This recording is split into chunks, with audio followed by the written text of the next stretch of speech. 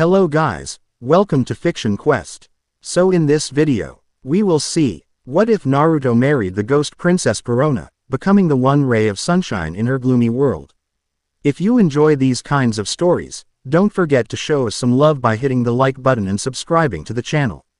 Your support means the world to us. Now, let's start the story.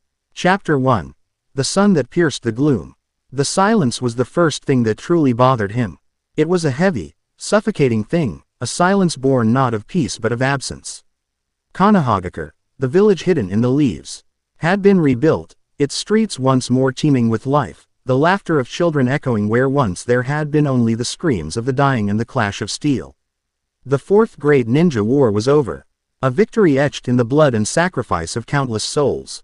Naruto Uzumaki, the hero, the savior, the seventh Hokage in all but name, should have been at peace. He had achieved everything he had ever dreamed of. He was acknowledged, respected, loved, and he had never felt more alone. The world had moved on, as it always did. His friends were finding their own paths, forging their own futures. Sakura was revolutionizing medical ninjutsu, her pink hair a constant blur in the hospital corridors. Sai had found a strange, quiet contentment in the arts. Is ink creatures now more whimsical than monstrous?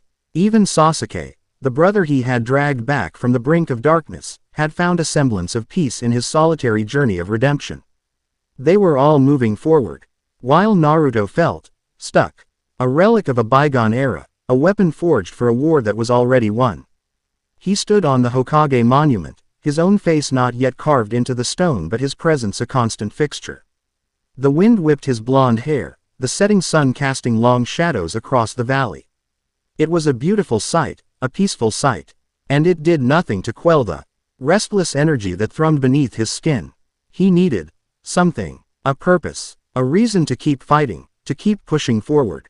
But there were no more wars to win, no more gods to defeat. As only the quiet hum of a village at peace, a village that no longer truly needed its rambunctious, knuckle-headed ninja. His hand drifted to a pouch on his belt, his fingers brushing against a cool, metallic scroll. A gift, or perhaps a curse, from Orochimaru. The snake Sannin, in a rare moment of what might have been mistaken for gratitude, had presented it to him after the war. An experimental fuinjutsu for instantaneous transport. He had hissed, his golden eyes glinting with amusement. A way to traverse great distances in the blink of an eye. Still, unstable, I would advise against using it. Naruto had laughed it off at the time, dismissing it as another one of Orochimaru's creepy, unsolicited gifts. But now, in the suffocating silence of his own making, the scroll felt like a siren's call. A way out, not forever, just for a little while. A change of scenery, a new adventure. He needed to feel the thrill of the unknown again, the rush of adrenaline that came with facing a new challenge. He needed to be Naruto, the unpredictable ninja, not Naruto, the revered but ultimately retired hero. With a decisive nod, he unrolled the scroll. The fuinjutsu matrix was a complex, swirling vortex of ink, more intricate than anything he had ever seen. It pulsed with a strange, otherworldly energy, a low hum that vibrated through the very air around him. He knew it was reckless. He knew it was stupid. He knew he should probably talk to someone, anyone, before he did something this monumentally idiotic. But the silence was deafening, and the call of the unknown was a song he couldn't resist. He bit his thumb, smearing a line of blood across the central kanji. The reaction was instantaneous. The ink flared to life, a blinding white light erupting from the scroll, engulfing him completely. He felt a violent, wrenching sensation, as if his very atoms were being torn apart and reassembled. The world dissolved into a kaleidoscope of colors and sounds, a chaotic symphony that threatened to overwhelm his senses. And then, just as suddenly as it had begun, it stopped. He was falling. The air was thick with the scent of salt and decay, a stark contrast to the clean, crisp air of Konoha. The sky was a bruised, perpetual twilight, the sun a pale, anemic disk that offered no warmth. He was plummeting towards a dark, foreboding island, a jagged shard of rock that jutted out of a churning, slate-gray sea. The island was dominated by a massive, Gothic castle, its spires like skeletal fingers clawing at the oppressive sky. The entire place radiated an aura of profound, soul-crushing gloom. Naruto, ever the optimist, just grinned. Well, he muttered to himself as he righted his body, preparing for impact. This is different. He landed with a resounding crash, the stone of the courtyard cracking beneath his feet. He winced, rubbing the back of his head. Okay, maybe a little too different. He took a moment to get his bearings, his bright orange jumpsuit a stark, almost offensive splash of color against the drab, gray landscape. The castle loomed over him, its windows like vacant eyes staring into his soul. The place was creepy. Even the air felt heavy, laden with a sense of melancholic despair. Who dares to trespass upon my island of gloom? The voice was high-pitched, imperious, and dripping with a theatrical sort of misery. It echoed from the shadows of the castle's grand entrance, a disembodied sound that would have sent a chill down the spine of a lesser man. Naruto, however, just tilted his head, a curious smile playing on his lips. Hey there, he called out, his voice a cheerful beacon in the oppressive silence. Sorry to just drop in like this. The name's Naruto Uzumaki. I think I might be a little lost. A figure emerged from the shadows, and Naruto had to admit, she was unique. She was a young woman with startlingly large, round eyes and long, pink hair styled into two pigtails. She wore a frilly, gothic Lolita-style dress, all black lace and red ribbons.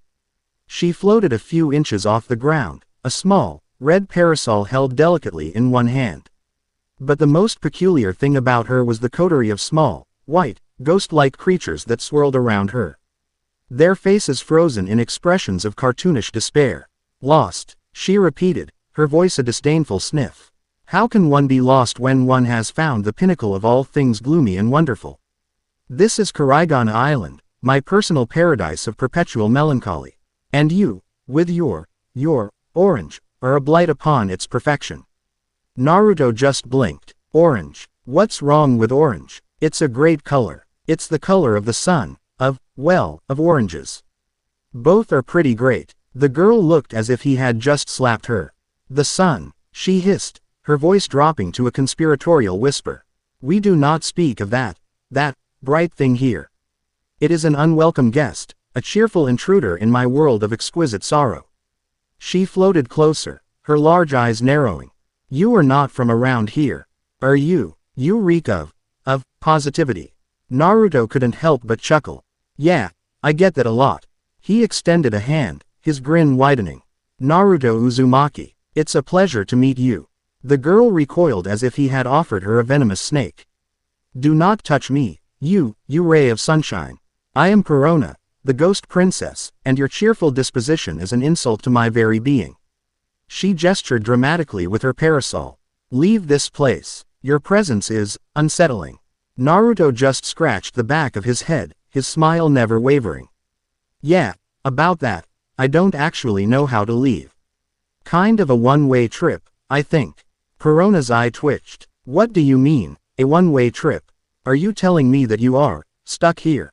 The horror in her voice was palpable. Looks that way, Naruto said, his tone infuriatingly casual. So, I guess we're going to be neighbors. What's for dinner? I'm starving. Perona looked as if she was about to have an aneurysm.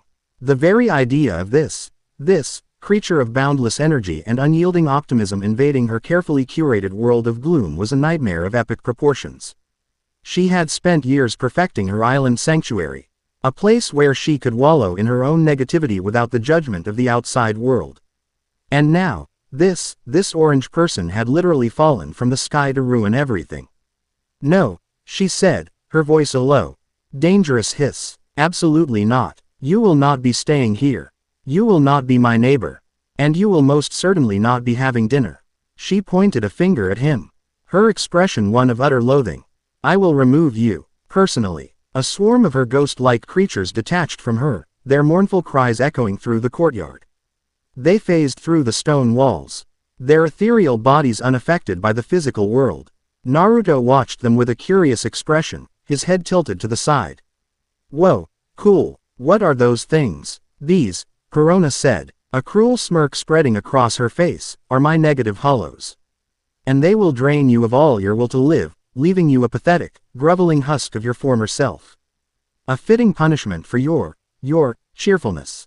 The negative hollows swarmed him, passing through his body with an eerie, chilling whisper.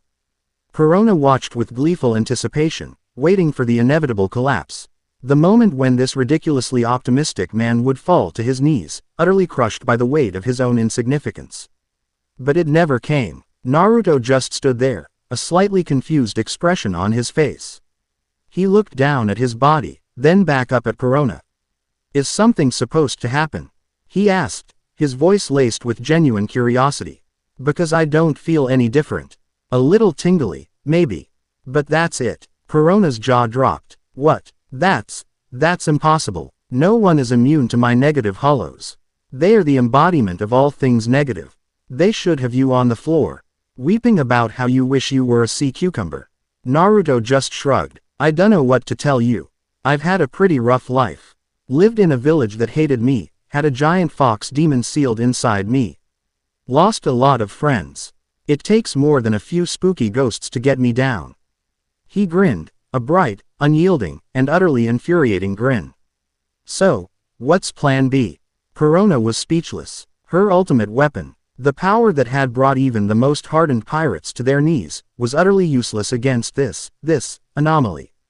She was so flustered, so utterly thrown off her game, that she didn't even notice the new arrival until a deep, resonant voice cut through the tense silence. "Perona, what is the meaning of this commotion?" Both Naruto and Perona turned to say. A man standing at the edge of the courtyard. He was tall and imposing, with a long, black coat and a large, cross-shaped sword strapped to his back. His eyes, however, were the most striking thing about him. They were the color of molten gold, sharp and intelligent, and they seemed to see right through you, to weigh and measure your very soul. He was Dracul Mihawk, the greatest swordsman in the world, and the reluctant landlord of Perona's gloomy island. Perona immediately straightened up, her previous agitation replaced by a pouty sort of deference. "Mihawk, this person just fell out of the sky. He's loud, he's orange. And my negative hollows don't work on him. He's ruining the gloom." Mihawk's golden eyes shifted to Naruto, his gaze lingering on the strange, swirling symbol on the back of his orange jacket. He took in the confident stance, the easy smile, the sheer, unadulterated power that seemed to radiate from him like heat from a furnace. He had seen many things in his long life, had traveled to the farthest corners of the world and faced down the most fearsome of opponents. But he had never seen anything quite like the man standing before him.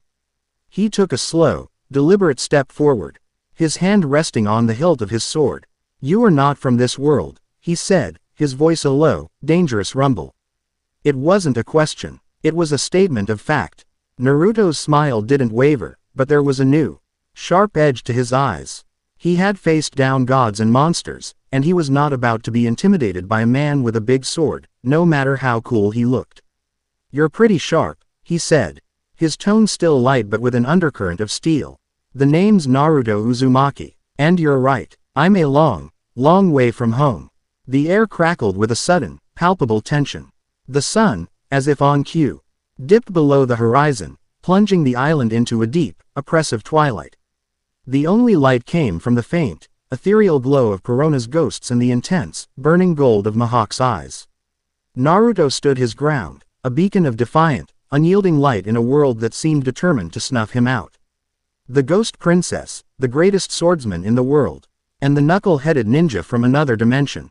It was a strange, unlikely trio, brought together by a twist of fate and a faulty Fuinjutsu scroll.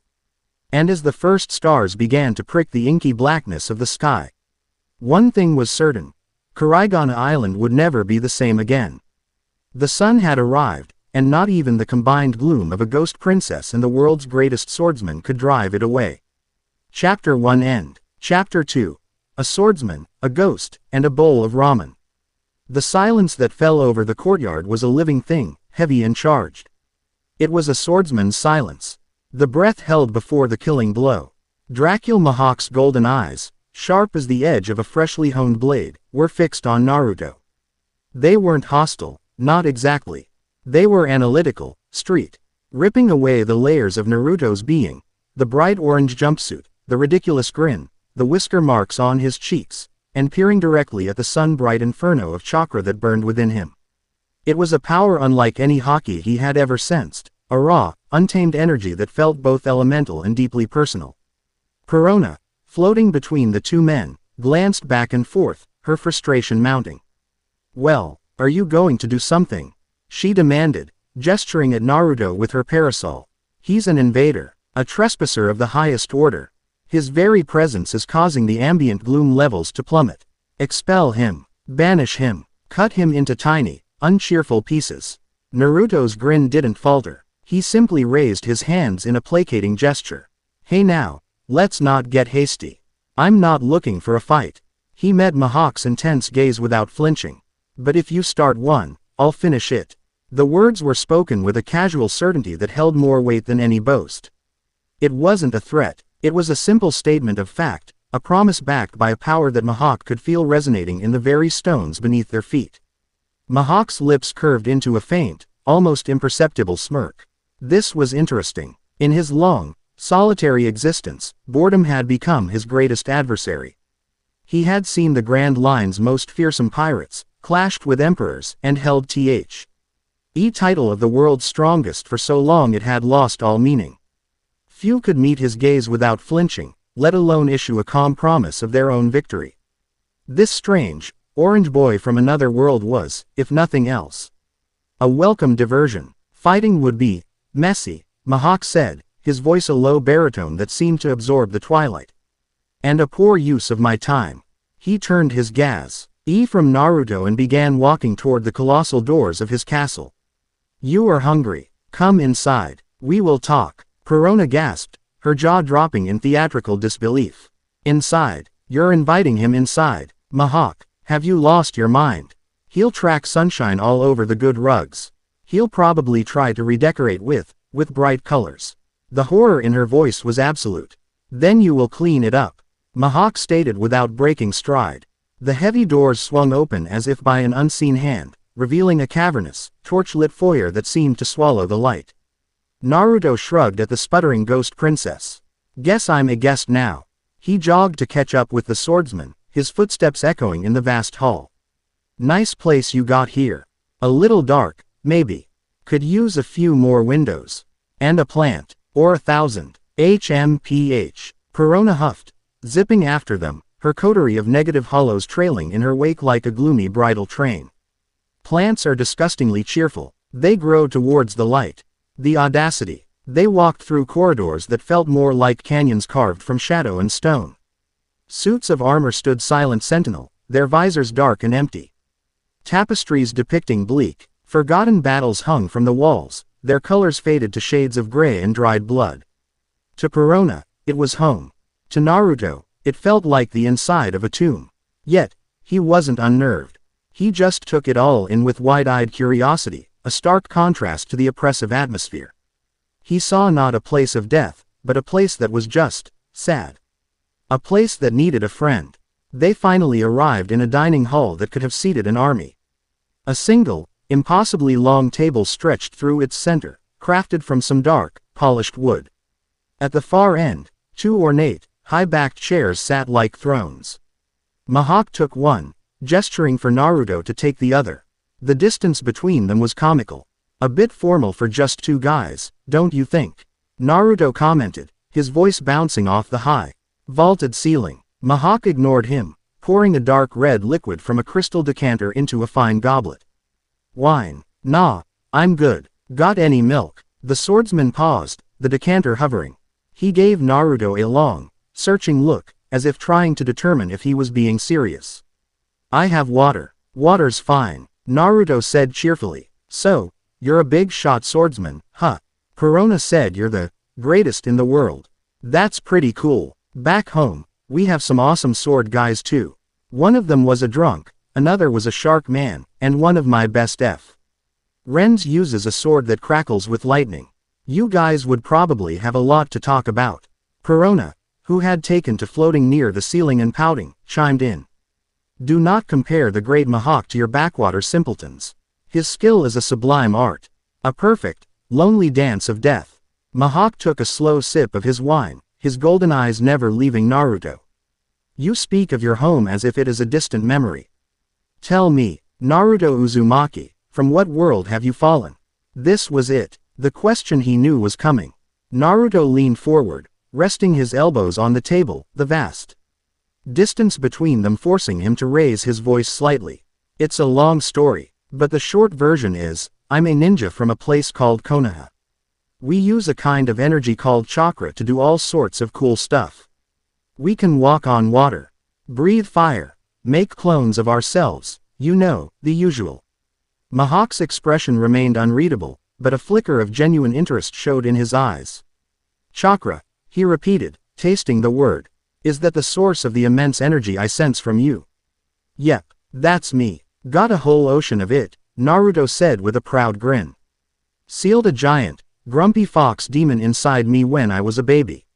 We're pals now, mostly. He helps me out in a pinch. Perona floated down, her curiosity momentarily overcoming her disdain. A fox demon, sealed inside of you. How delightfully tragic. Was it a terribly gloomy experience? It had its moments, Naruto admitted. But it made me who I am. Anyway, I was feeling a little stuck. The war was over, everyone was moving on. And I just needed a change of scenery. Used a teleportation scroll a creepy snake guy gave me, and poof. Ended up falling into your front yard. He rubbed the back of his neck sheepishly. Sorry about the cracks in the pavement. By the way, Mihawk processed this information in silence. A world of ninja, who wielded an energy called chakra. A man who contained a demon. It was a tale so outlandish it had the ring of truth. No one could invent such nonsense with such straightforward conviction. And this scroll, Mihawk finally asked, his voice low and serious. Can it take you back? Naruto's smile faltered for the first time. About that. It was a one-way ticket.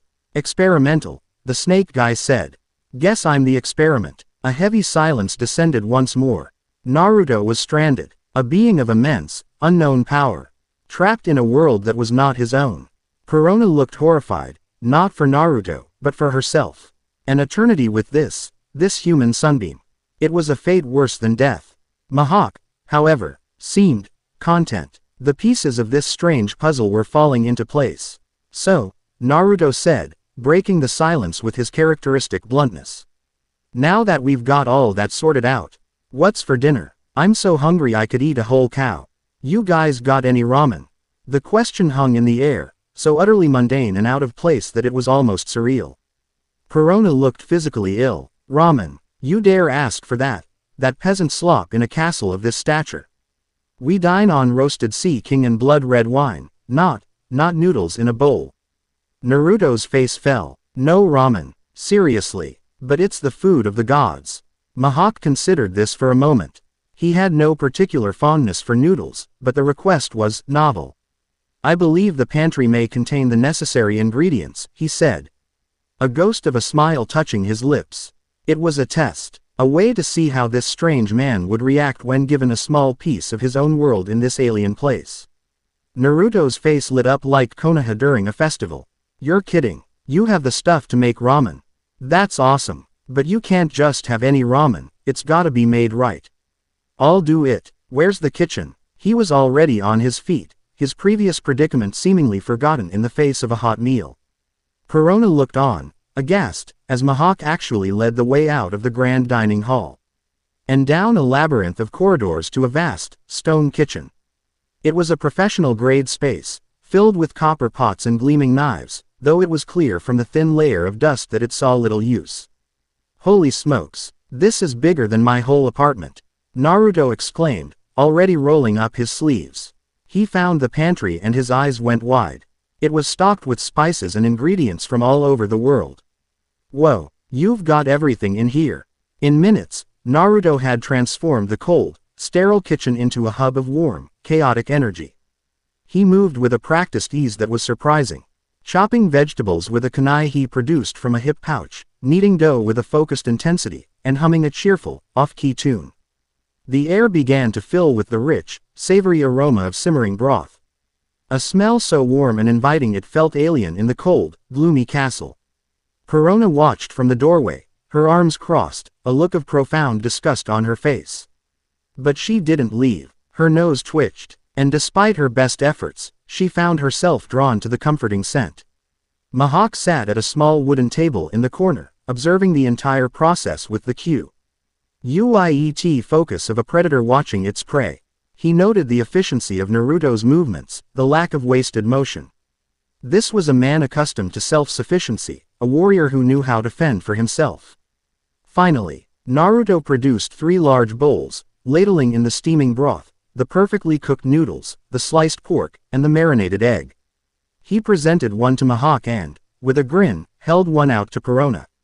"Here, try some, Ichiraku style, my own special recipe." Perona recoiled. "I would never. My delicate palate is accustomed to the finer, more depressing flavors of life." "Just one bite," Naruto insisted, his smile unwavering. "Come on, I promise it won't make you happy." "Well, not too happy." With a dramatic sigh that rattled her ghostly entourage, she snatched the bowl from H.I.M. and floated over to a dark corner to eat, presumably so no one could witness her consorting with such common fare. Naruto set his own bowl down opposite Mihawk and dug in with gusto. "Itadakimasu," he announced to the empty kitchen. For a while, the only sound was the slurping of noodles. Naruto ate with a joyous abandon that was infectious. Mihawk ate with a quiet, deliberate grace, but his eyes betrayed his surprise. The ramen was exceptional. The broth was complex and flavorful, the noodles had the perfect texture. It was a simple dish, but it was made with a care and passion that elevated it to something more. It was a meal that tasted like home. "This chakra of yours," Mihawk said, breaking the comfortable silence. "It is not the same as haki, the power we use in this world." Naruto, halfway through inhaling a mouthful of noodles, looked up. "Haki? What's that?" "Some kind of jutsu. A manifestation of willpower," Mihawk explained. "It allows one to sense others, to armor their body, and in its most potent form, to overwhelm the will of the weak." "Huh, sounds a little like sage mode and a bit like a genjutsu," Naruto mused. "So everyone here can use it. Only a select few are born with the potential. And even fewer awaken it. It is the power of kings." Mihawk paused, setting his chopsticks down. "The scroll that brought you here, you said it was experimental. What did the markings look like?" Naruto thought for a moment, trying to recall the swirling ink. "They were weird. Not like any fuinjutsu I'd ever seen before. They felt old, ancient. When I pushed my chakra into it, it felt like I was connecting to something huge. Something that wasn't just in my world, but in all of them." Mihawk's golden eyes narrowed. The description resonated with a fragment of a legend he'd read in a forbidden text. A story about the dawn of time, before the world government, before even the void century. A story about beings who could write reality into existence, whose SC ripped could bend the fabric of space and time. They were sometimes called the Celestials, though they bore no relation to the pompous dragons who ruled from Mariajoy. These were something older, something far more powerful. "There are stories," Mihawk said slowly, his voice dropping to a near whisper, "of an ancient power that allows travel between the stars, between the very firmaments of existence. They say the text used for such feats is a divine script. A language that can unravel the world. If your scroll contained even a fragment of that power, it is a miracle it did not annihilate you." He leaned forward, his gaze intense. "And an artifact of that power would be a beacon. It could attract the attention of things you cannot possibly imagine. Things that have been sleeping for eons. And who would not take kindly to being disturbed." A chill, for the first time, ran down Naruto's spine. Orochimaru. What had that snake been messing with? He had thought it was just a failed experiment in space-time ninjutsu. But what if it was something more? A key that had inadvertently unlocked a door that was meant to stay shut forever. The subplot of a divine enemy, an ancient force awakening, had just made its first subtle appearance. From her corner, Perona let out a small, involuntary gasp. She had stopped eating, her spoon hovering over her bowl. She had been listening intently, captivated by the talk of ancient powers and sleeping gods. It was a story far more interesting, and far more terrifying, than any of her gothic novels. Sensing the shift in mood, Naruto decided to lighten it. "Well, if they wake up, I'll just have a talk with them. Talk no jutsu is my ultimate technique. Works every time, almost." He finished his ramen with a loud, satisfied slurp and slammed the bowl down. Man, that was good. Thanks for having the ingredients. The spell was broken. Mihawk leaned back, the faint smirk returning to his face. This boy's ability to swing from grave seriousness to carefree optimism was a phenomenon in itself. You are an anomaly, Naruto Uzumaki. I get that a lot, Naruto grinned. You may stay, Mihawk declared. It was not an offer. It was a verdict. This island is large enough.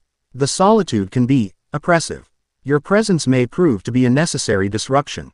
Awesome. I won't let you down, spiky sword guy. Mihawk. Got it. No, Perona wailed, floating back over to them. Her empty bowl clutched in her hands. You can't be serious. He's a menace. A walking, talking catastrophe of cheerfulness. I refuse to allow it. My decision is final, Mihawk said, his tone leaving no room for argument. You will tolerate him. Perhaps you will find his resilience educational. Perona looked like she was about to explode into a shower of negative energy and lace. She glared at Naruto, who just gave her a peace sign. With a scream of pure, unadulterated frustration, she phased through the kitchen wall, her ghostly wails echoing down the corridor. Later that night, Mihawk showed Naruto to a guest room in a deserted wing of the castle. It was larger than any room he'd ever slept in, with a 4-poster bed draped in dusty velvet curtains and a massive arched window overlooking the churning, black sea. This will be your room, Mihawk said from the doorway. Do not break anything, and try to keep your optimism contained to this wing. With that, he turned and left, his footsteps fading into the oppressive silence of the castle. Naruto was alone. The adrenaline of the day, of the fight for his life and the discovery of a new world, finally began to recede. He walked to the window and pushed it open, letting in the cool, salty air. He looked up at the sky. The stars were different here. The constellations he knew, the ones he had watched with Iruka-sensei and Jiraiya, they were gone. A profound sense of loss, a sharp pang of homesickness, hit him with unexpected force. Kakashi, Sakura, Sasuke, they were all a universe away.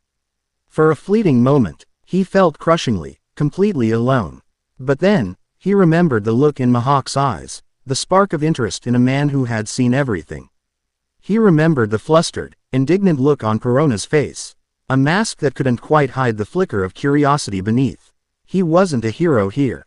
He wasn't the savior of the world. He was just Naruto, an unknown, a mystery. He sensed a small, timid presence by the door. He turned and saw one of Perona's mini hollows, peeking around the frame. It had the same downturned mouth, the same sad, empty eyes as the others. It just floated there, watching him. Naruto smiled, a small, genuine smile.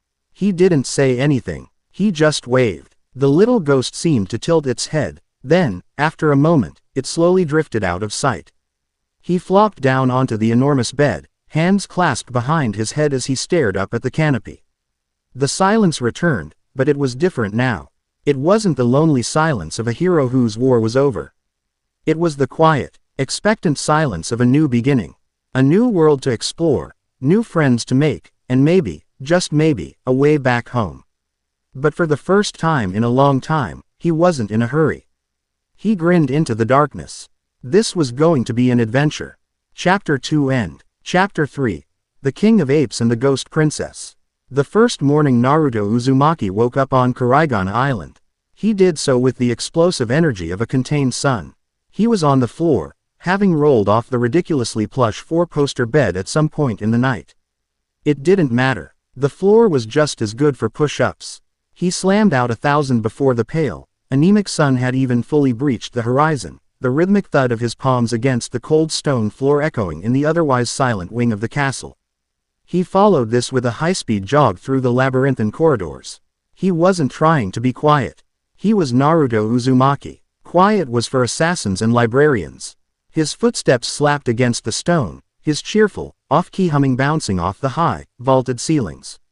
He greeted the suits of armor with a hearty, "Mornin'," and waved at the grim-faced portraits on the walls.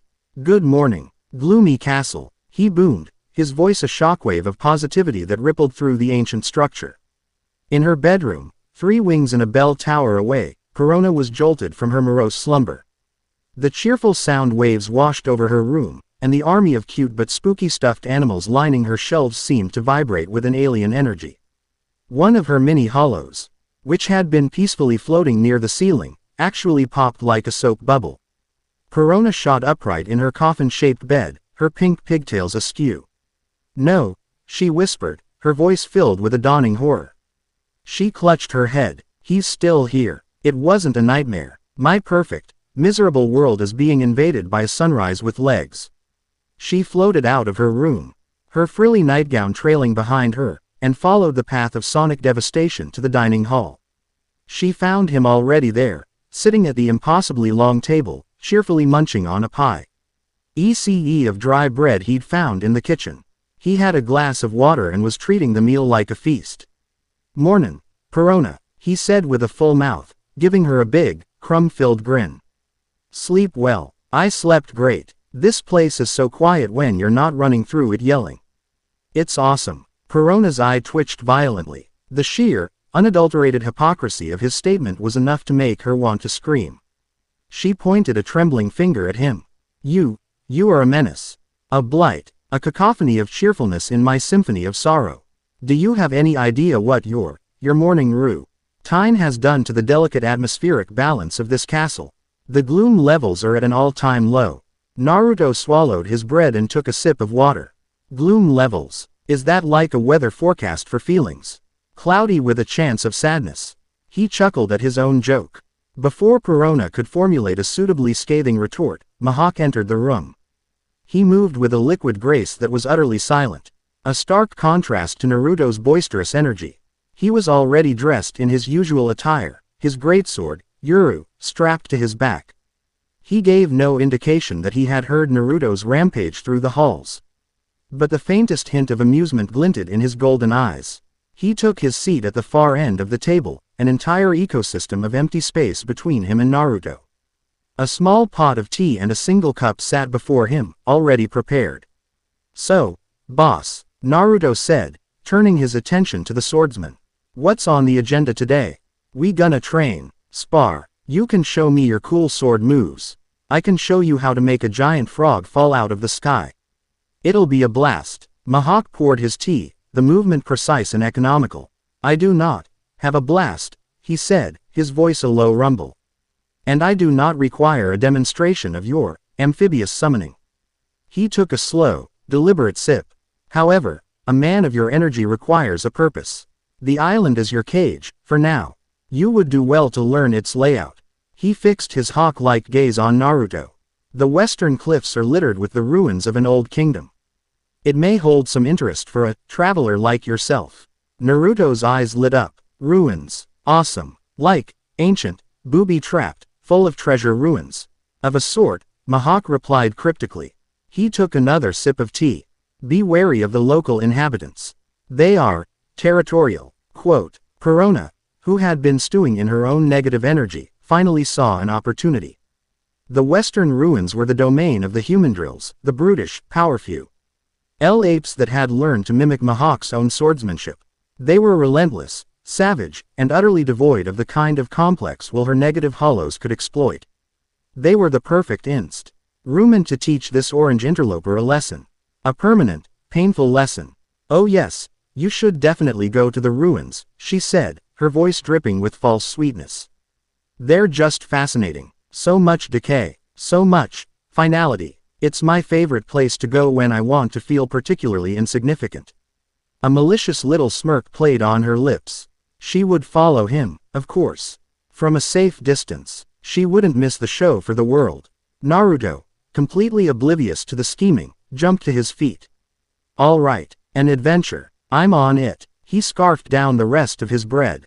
"Don't wait up for me for dinner. Unless you're making ramen again, then totally wait up." With a final, blinding grin and a wave, he was gone, his footsteps once again echoing down the hall. Perona watched him go, a sense of gleeful anticipation bubbling in her chest. This was going to be perfect.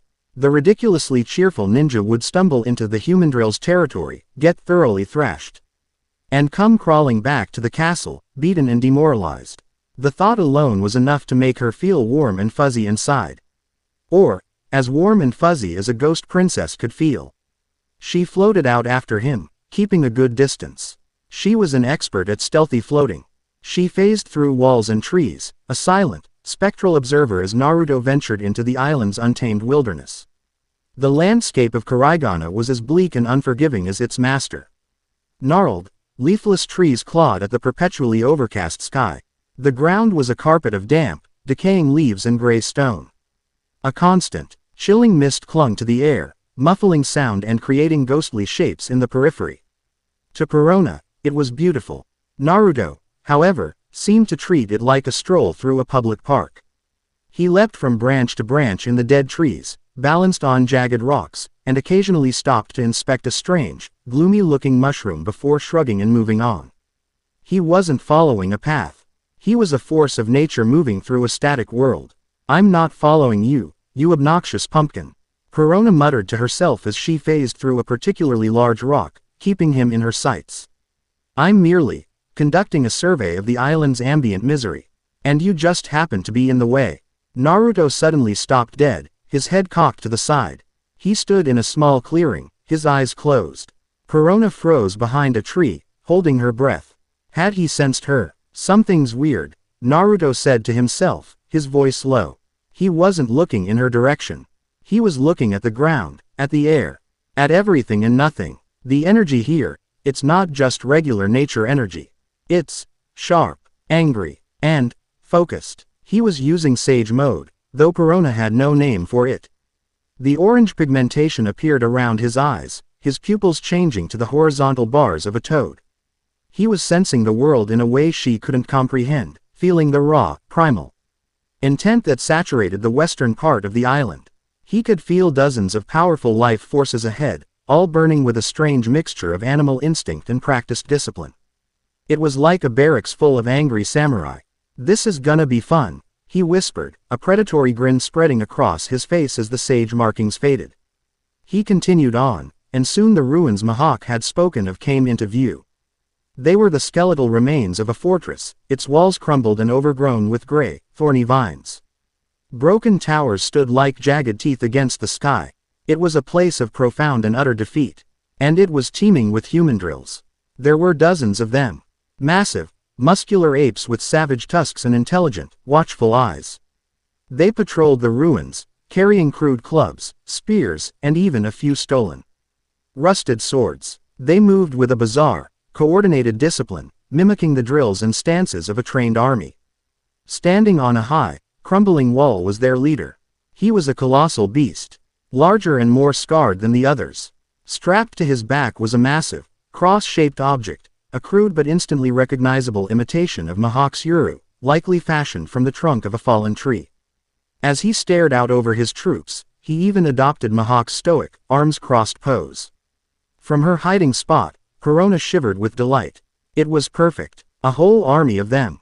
Naruto didn't stand a chance. Naruto, however, just stood at the edge of the ruins, a hand on his hip, looking utterly unimpressed. "Monkey samurai," he said with a chuckle. "Okay, this place just got 100 times cooler." Quote, he took a single step into the ruins, and every ape head snapped in his direction. A low, guttural growl rumbled through the crumbling fortress. The leader on the wall pointed his tree-trunk sword at Naruto, a clear and unmistakable challenge. "All right, guys, look," Naruto called out, holding his hands up. "I'm just passing through. No need to get all bent out of shape." The human drills responded by charging. The ground shook as the horde of furious apes descended on him. Perona watched with wide, gleeful eyes, her parasol clutched tightly. This was it, the moment of his glorious, humiliating defeat. Naruto sighed. "Guess we're doing this the hard way." In a single, fluid motion, he formed a hand sign. Shadow Clone Jutsu, with a series of loud puffs. The clearing was filled with 100 orange-clad Narutos. The charging human drills skidded to a halt, their simple, mimic-driven minds utterly baffled by the sudden appearance of an instant army. "Go get him, guys!" The original Naruto yelled, pointing at the apes. The battle that followed was less of a fight and more of a chaotic, three-ring circus. The Naruto clones swarmed the human drills, not with killing intent. but with an arsenal of pranks and non-lethal attacks. They tripped them, gave them noogies, and engaged them in ridiculous games of tag. One group of clones formed a pyramid, cheering as another clone did a backflip off the top. The human drills, trained to mimic a single, stoic swordsman, had no idea how to respond to this level of coordinated, unpredictable foolishness. Perona stared, her jaw slack. This wasn't the brutal beatdown she had envisioned. This was a mockery. He was treating a life-or-death battle with a savage army like a recess playground game. He was disrespecting the very concept of a grim, hopeless struggle. Enraged, the human drill leader let out a deafening roar and leapt from the wall, his massive tree sword held high. He ignored the clones, his intelligent eyes having already picked out the original. He brought his weapon down in a powerful arc, a move he had seen Mihawk practice 1,000 times. The attack had enough force to shatter stone. Naruto didn't even look stressed. He held up a single hand, and a swirling, blue sphere of pure energy materialized in his palm. Rasengan. He met the massive club sword head-on. There was no grand explosion, just a grinding, concussive impact. The Rasengan drilled into the wood, blasting it into a shower of splinters and sending the human drill king flying backward. The beast landed hard, stunned and disarmed, but otherwise unharmed. Naruto had deliberately held back, aiming to destroy the weapon, not the wielder. The other human drills froze, their bravado evaporating as they stared at their defeated leader. Naruto dispelled all but one of his clones. He stood over the ape king, who was slowly pushing himself up, a look of dawning respect in its eyes. "See," Naruto said calmly, "we don't have to fight. I'm not here to take your home." From her hiding place, Perona was fuming. This was not how it was supposed to go. He was supposed to be a bloody pulp by now. Her plan was in ruins. Frustrated and reckless, she decided to take matters into her own hands. "You may be strong," she hissed, floating out from behind the trees, "but let's see how you handle this." Negative hollow. She sent one of her ghosts zipping towards Naruto. But she was so focused on him, she didn't notice the other human drills. They saw her as a new threat, an ally of the intruder. Several of the largest apes broke off from the main group and charged at her, their tusks bared. Naruto saw them coming. "Perona, look out." The negative hollow passed straight through Naruto, having no effect, as usual. But the warning came a second too late. Perona turned, her eyes widening in genuine fear as a human drill nearly twice her size swung a massive, rock-studded club at her. Her powers were useless against them, and she was too shocked to phase out of the way. Time seemed to slow down. She saw the club descending, a blur of gray rock and raw power. She was going to be swatted out of the air like a fly. Then, a flash of yellow. Naruto appeared in front of her, his back to her, his arm outstretched to catch the club. He didn't even flinch as the massive weapon slammed into his palm, the impact creating a shockwave that kicked up dust and leaves around them. He just held it there, effortlessly halting the attack of a creature that could pulverize granite. He looked over his shoulder, his blue eyes locking onto hers. They weren't smiling now. They were sharp, serious, and filled with a protective fire she had never seen before. "Are you okay?" he asked, his voice low and steady. Perona couldn't speak. Her heart was hammering in her chest. She had never been in real, physical danger before. Her devil fruit powers and her association with powerful figures like Moria and Mihawk had always kept her safe. But in that moment, she had been utterly helpless. And this man, this infuriating, ridiculously cheerful man, had just saved her without a second thought. Naruto grunted, shoving the human drill back with surprising force. He turned to face the circle of apes that were now cautiously closing in on them both. He put himself squarely between them and Perona. "Okay, playtime's over," he said, his voice taking on a hard, dangerous edge. He raised two fingers, and his clone appeared beside him. Together, they began to build a new Rasengan. But this one was different. Wind element chakra, sharp and invisible, whipped around the blue sphere, creating a high-pitched shriek, like 1,000 birds chirping at once. The energy it gave off was terrifying. Wind style.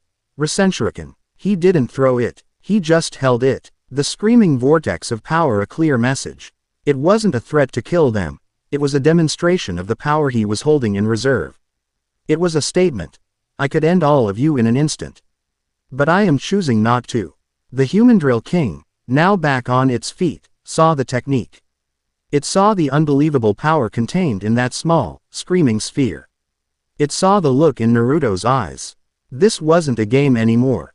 The Ape King let out a sharp bark, and slowly, cautiously, the other human drills lowered their weapons and backed away. They recognized a superior alpha. Naruto held the Rasenshuriken for a moment longer, then let it dissipate, the screaming wind falling silent. He turned back to Perona, his expression softening.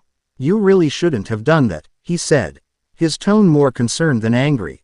You could have gotten seriously hurt. Perona stared at him, her mind a whirlwind of conflicting emotions. She was furious at him for making her look weak. She was embarrassed for needing his help. But underneath it all, there was a strange, unfamiliar feeling. A flutter of something. Gratitude. No, that was too cheerful a word. It was a grudging acknowledgement. A crack in the perfect, gloomy facade of her world. I didn't need your help, you imbecile. She snapped, defaulting to her usual abrasive persona. She poked him in the chest with her parasol. I had the situation perfectly under control. Naruto just looked at the spot she poked, then back at her face, and then he did the absolute worst thing he could have possibly done. He laughed. It wasn't a mocking laugh. It was a warm, genuine, booming laugh. Yeah, right, he chuckled. You looked like you were about to faint. Your face was all like. He made a comical expression of wide-eyed terror. Which was surprisingly accurate. For the first time in her life, Perona, the Ghost Princess, blushed. A deep, crimson blush that spread from her cheeks to the tips of her ears. Shut up, shut up, shut up, she shrieked, smacking him repeatedly with her parasol, which had all the impact of a wet noodle. I hate you. You're annoying and orange and entirely too loud. Naruto just kept laughing, letting her smack him. He noticed a small scrape on her arm, probably from a thorny branch she'd phased through too quickly in her haste to follow him. Hold still, he said, his laughter subsiding. He gently took her arm. Don't touch me, she yelped, trying to pull away, but his grip was surprisingly firm and gentle at the same time. A soft, green glow enveloped his hand. The warm, soothing energy flowed into her arm, and the scrape vanished without a trace, leaving behind smooth, unblemished skin. It was the most basic of medical ninjutsu, but to Perona, it was magic. She stared at her arm, then back at his face. His smile was gone, replaced by a look of simple, honest concern. The anger drained out of her, replaced by a profound and unsettling confusion. No one had ever been this kind to her. Not without wanting something. Moria wanted her power. Mihawk wanted his solitude. But this man, he just seemed to be kind for the sake of being kind. It was the most unnatural, terrifying thing she had ever encountered. She snatched her arm back. Whatever, she muttered, turning away so he couldn't see her face. It was just a scratch. She began to float back towards the castle, her movements jerky and uncertain. Naruto watched her go, a thoughtful expression on his face. He looked back at the human drills, who were now watching him from a distance with a newfound respect. Their king even gave him a slow, deliberate nod before leading his troop back into the depths of the ruins. Back in the castle, Mihawk sat in his study, polishing the magnificent black blade of Yuru with a soft cloth. He had not moved from his chair, but he knew. He had felt the spike of Naruto's chakra, the brief, terrifying scream of the Rasenshuriken, and the subsequent calming of the ape's wild energy. He knew his test was complete. Naruto Uzumaki was not just powerful. He was restrained. He was protective. He was, against all logic, a force for stability in this chaotic world. A small, almost imperceptible smile touched Mihawk's lips. Boredom, it seemed, was no longer his primary concern. In a locked drawer of his desk lay a worn, leather-bound book, filled with astronomical chalk. RTS that were not of their world and a script that resembled the swirling patterns Naruto had described on the scroll. The beacon had been lit, and the swordsman had a feeling that sooner or later, something from the deep, dark void would come to investigate the light. That evening, the three of them sat at the long dining table again. The silence was different. It wasn't the tense, awkward silence of the day before. It was a more contemplative silence. Naruto ate with his usual gusto, but he kept glancing over at Perona. Perona, for her part, picked at her food, refusing to meet his gaze. She was quiet, but it wasn't her usual theatrical, pouting quiet. It was a thoughtful, troubled quiet. She was replaying the moment in her head, over and over. The descending club, the flash of yellow, the feeling of his hand on her arm. Warm and safe. The world, for a brief, terrifying moment, had not been a gloomy stage for her to perform on. It had been a real, dangerous place. And a ray of sunshine. Nay had stood between her and the darkness.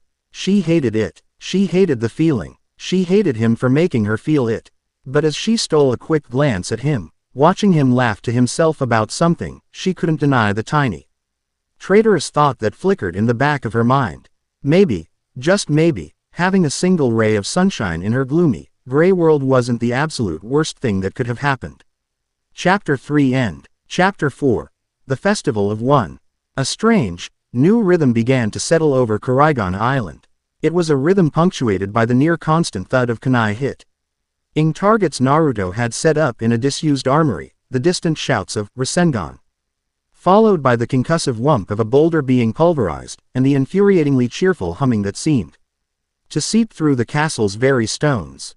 The oppressive, perfect silence that Perona had cultivated for years was shattered, replaced by the sounds of a life being lived at maximum volume. She hated it. She told herself she hated it every single morning. She would float through the halls, her arms crossed, a permanent scowl etched onto her face, actively seeking out signs of his presence so she could complain about them. She found a small, wilting sunflower he had planted in a pot near a window, its head drooping in the perpetual twilight. Disgusting, she muttered, though she didn't have the heart to throw it out. She discovered he had scrubbed a century's worth of grime from a stained glass window in the library, allowing a sliver of weak, gray light to penetrate the gloom. An absolute travesty. But her observations were becoming less about hate and more about a kind of morbid fascination. She watched him train. From the safety of a high parapet, she watched as he created a thous and clones of himself and engaged them in a chaotic, sprawling melee that covered an entire courtyard. He moved like a force of nature, a blur of orange and yellow, his power so immense it felt like the island itself was holding its breath. He wasn't just strong, he was relentless, his stamina seemingly infinite. He fought with a joyous ferocity that was both terrifying and utterly captivating. Mihawk, too, had altered his routine. He would sometimes spend hours observing Naruto's training, his golden eyes missing no detail. He stood motionless, a silent shadow, analyzing the strange martial art, the impossible jutsu, the raw, untamed energy that poured from the boy. He recognized it for what it was. The disciplined power of a warrior who had survived 100 battles, honed on a whetstone of unimaginable hardship. Naruto was no mere brawler. He was a master of his craft, a craft utterly alien to this world. And Mihawk, the man who had reached the pinnacle of his own art, found himself in the novel position of being a student once more. The incident with the human drills had drawn a new, unspoken line between Naruto and Perona. The outright hostility on her part had been replaced by grudging, resentful avoidance. She would go out of her way to float down a different corridor if she heard him coming. He, in turn, seemed to understand she needed space. He would still offer a cheerful, hey, when they passed, but he no longer tried to force a conversation or drag her into his activities. It was a silent, unacknowledged truce. But Naruto was growing restless. It wasn't the loneliness. He was used to that. It was the atmosphere. The unrelenting, soul-sucking gloom of the island was starting to get to him. It was a constant, low-level drain, like a genjutsu he couldn't dispel. Konoha had been vibrant, alive, a chaotic symphony of sights and sounds and smells. This place was a beautiful, melancholic photograph, frozen in a single, sad moment. The idea struck him, as most of his ideas did, like a bolt of lightning during a particularly grueling sparring session with 100 of his clones. He dispelled them all in a puff of smoke and sprinted through the castle, his mind already racing. He burst into the library, a vast, two-story chamber where Mihawk was reading a thick, leather-bound tome and Perona was listlessly browsing a shelf of gothic poetry. "I've got it," Naruto announced, his voice booming in the hallowed silence. Perona jumped, dropping her book of depressing sonnets. Mihawk didn't even flinch, merely raising an eyebrow over the top of his own volume. "We're going to have a festival," Naruto declared, beaming, his hands on his hips. "A real one, with food stalls, and games, and lanterns, and music. It'll be great. We can celebrate. Celebrate that we're all not dead." "Yeah, we're not dead yet festival." Perona stared at him as if he had just sprouted a second head. "A festival," she repeated, the word tasting like ash in her mouth.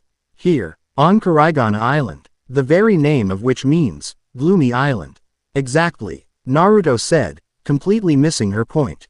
"This place is way too gloomy. It needs some cheering up. We need to liven the place up." "Liven it up," she shrieked, her voice cracking with disbelief. "It is perfect precisely because it is not livened up.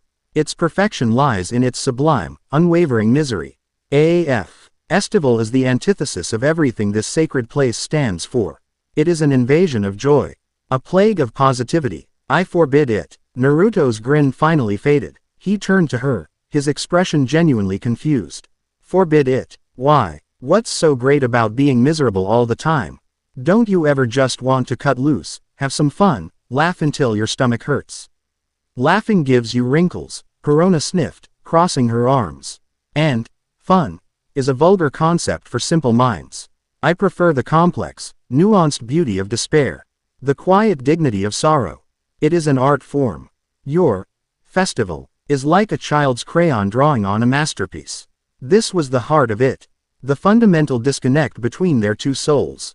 Naruto, a boy who had clawed his way out of a pit of loneliness and hate, saw joy as the ultimate prize. The goal of all struggle.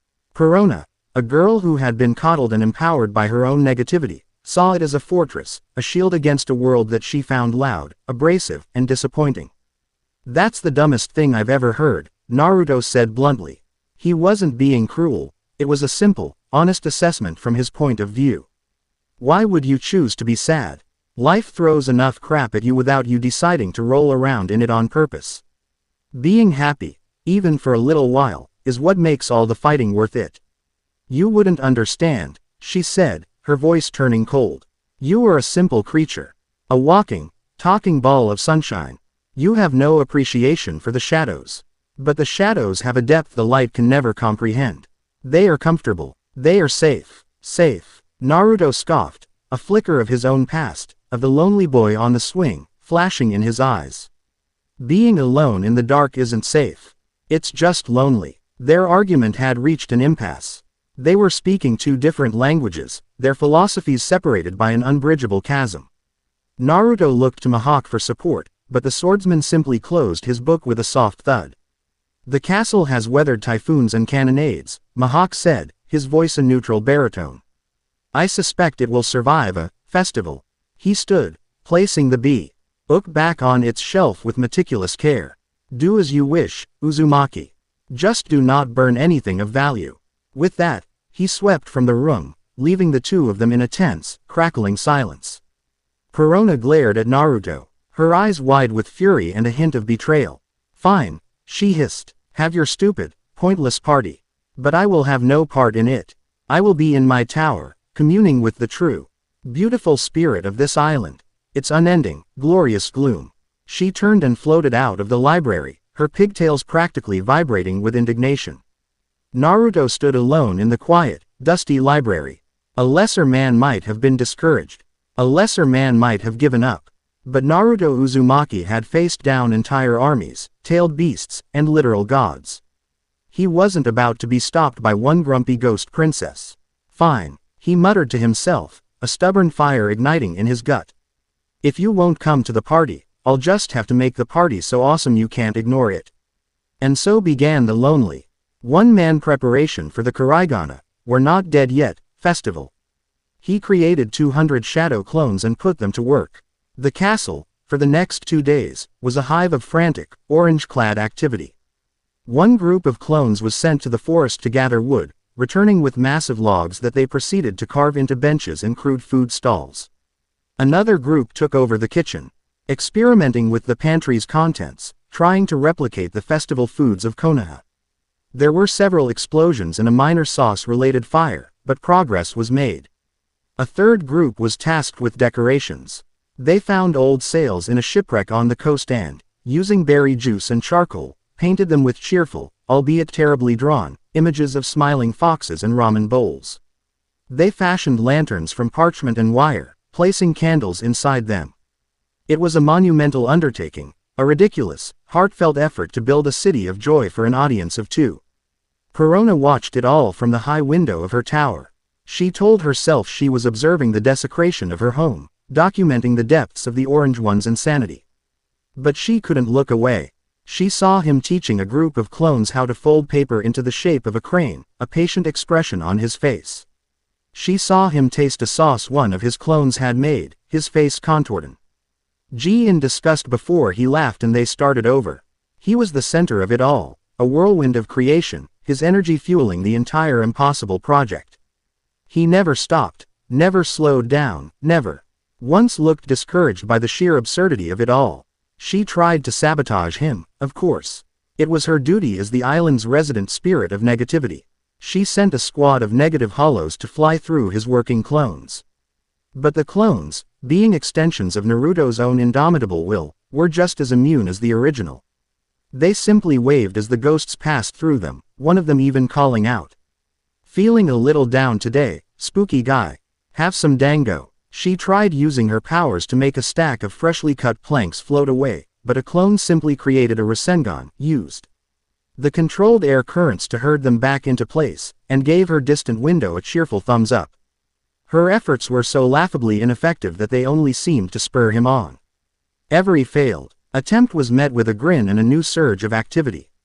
It was infuriating. Finally, the night of the festival arrived. The perpetual twilight of Karaigana had deepened into a true, inky blackness, a backdrop of perfect gloom. And against that backdrop, in the main courtyard, a tiny, defiant island of light had been born. Dozens of handmade lanterns cast a warm, flickering glow on the scene.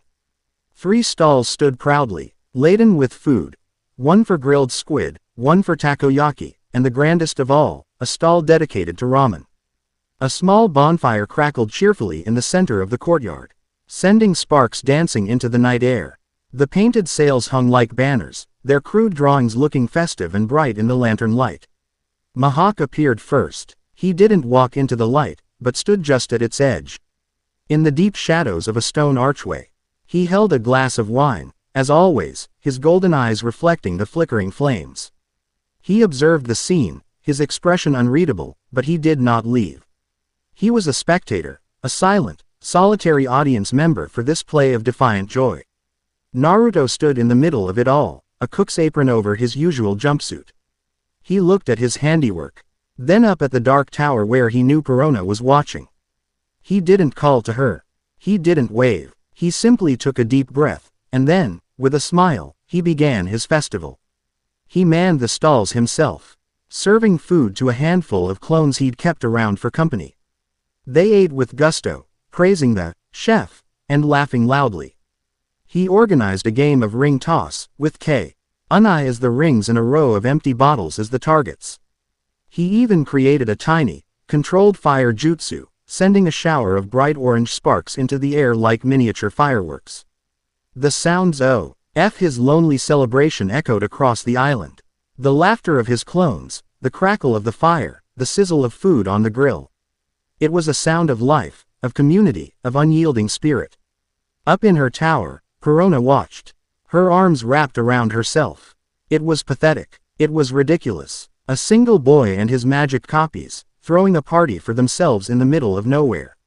It should have been the most depressing sight she had ever witnessed. It should have filled her with a sense of superior, melancholic glee. But it didn't. As she watched him laugh, genuinely laugh, at a joke one of his clones told, a strange, aching feeling bloomed in her chest. It was a feeling she had long since buried, a feeling she had mistaken for the comfortable gloom she so cherished.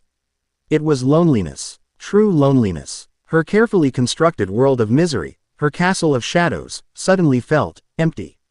It wasn't a beautiful sanctuary, it was a cage she had built for herself. He was down there, surrounded by nothing but his own will, and he had created light. She was up here, in her perfect gloom, and she was utterly, completely alone in the dark.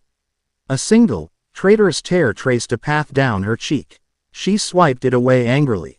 This was his fault. This strange, uncomfortable feeling was his fault. She wouldn't let him win. She wouldn't give in to this warmth. But her feet, or rather, the ghostly space where her feet would be, had other ideas. She drifted from the window, phased through the floor of her tower, and began the slow, silent descent to the courtyard. She didn't make a grand entrance. She simply materialized at the very edge of the lantern light, a ghostly figure wrapped in shadows and her own conflicted emotions. She stood there, silent and uncertain, watching him. Naruto saw her immediately. He had been sensing her presence the whole time. He stopped what he was doing, the laughter of his clones fading as they looked towards her and then, with a shared understanding, dispelled themselves in puffs of smoke. The courtyard fell quiet, the only sounds now the crackle of the fire and the distant sigh of the sea. He didn't say, "I told you so." He didn't say, "Glad you could make it." He just looked at her, a soft, understanding smile on his face. He walked over to one of the stalls, picked up a bamboo skewer with 3 colorful, sweet dango balls on it, and walked towards her. He stopped a few feet away and held it out, an offering. A truce. She stared at the dango, then at his hand, then at his face.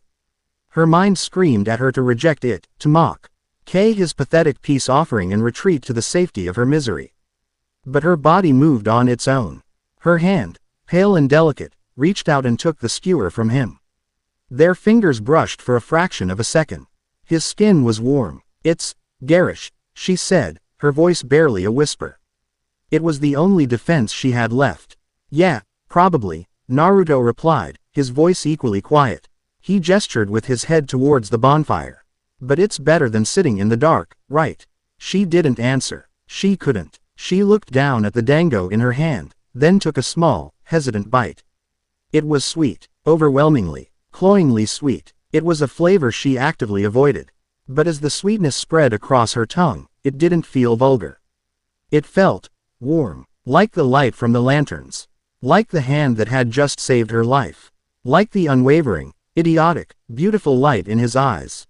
In the shadows, Mahak allowed a small, genuine smile to grace his lips before he turned and melted back into the darkness of his castle.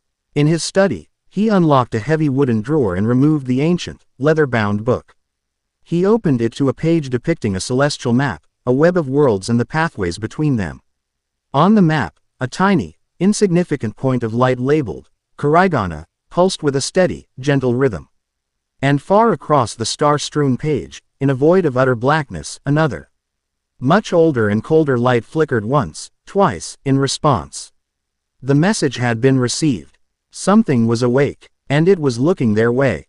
Later, long after the bonfire had burned down to embers, Naruto was cleaning up the remnants of his festival. He moved with a tired but satisfied energy, stacking the benches and packing away the leftover food. On one of the benches, near the edge of the courtyard where she had stood, he found the empty bamboo skewer. He picked it up, a wide, genuine smile spreading across his face. He looked up at the starless, oppressive sky, but tonight, it didn't feel so heavy. It felt like a curtain, waiting for the sun to rise. Chapter 4 End. Chapter 5. Unwelcome knocks at the door. The aftermath of the festival was a profound and unsettling quiet. It wasn't the oppressive, gloomy silence that had once defined Kurigana Island. It was a new, expectant silence, filled with unspoken things.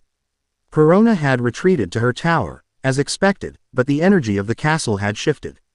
The air felt lighter, as if Naruto's one-man party had punched a small, permanent hole in the oppressive atmosphere, allowing a little bit of oxygen into a space that had been sealed for years.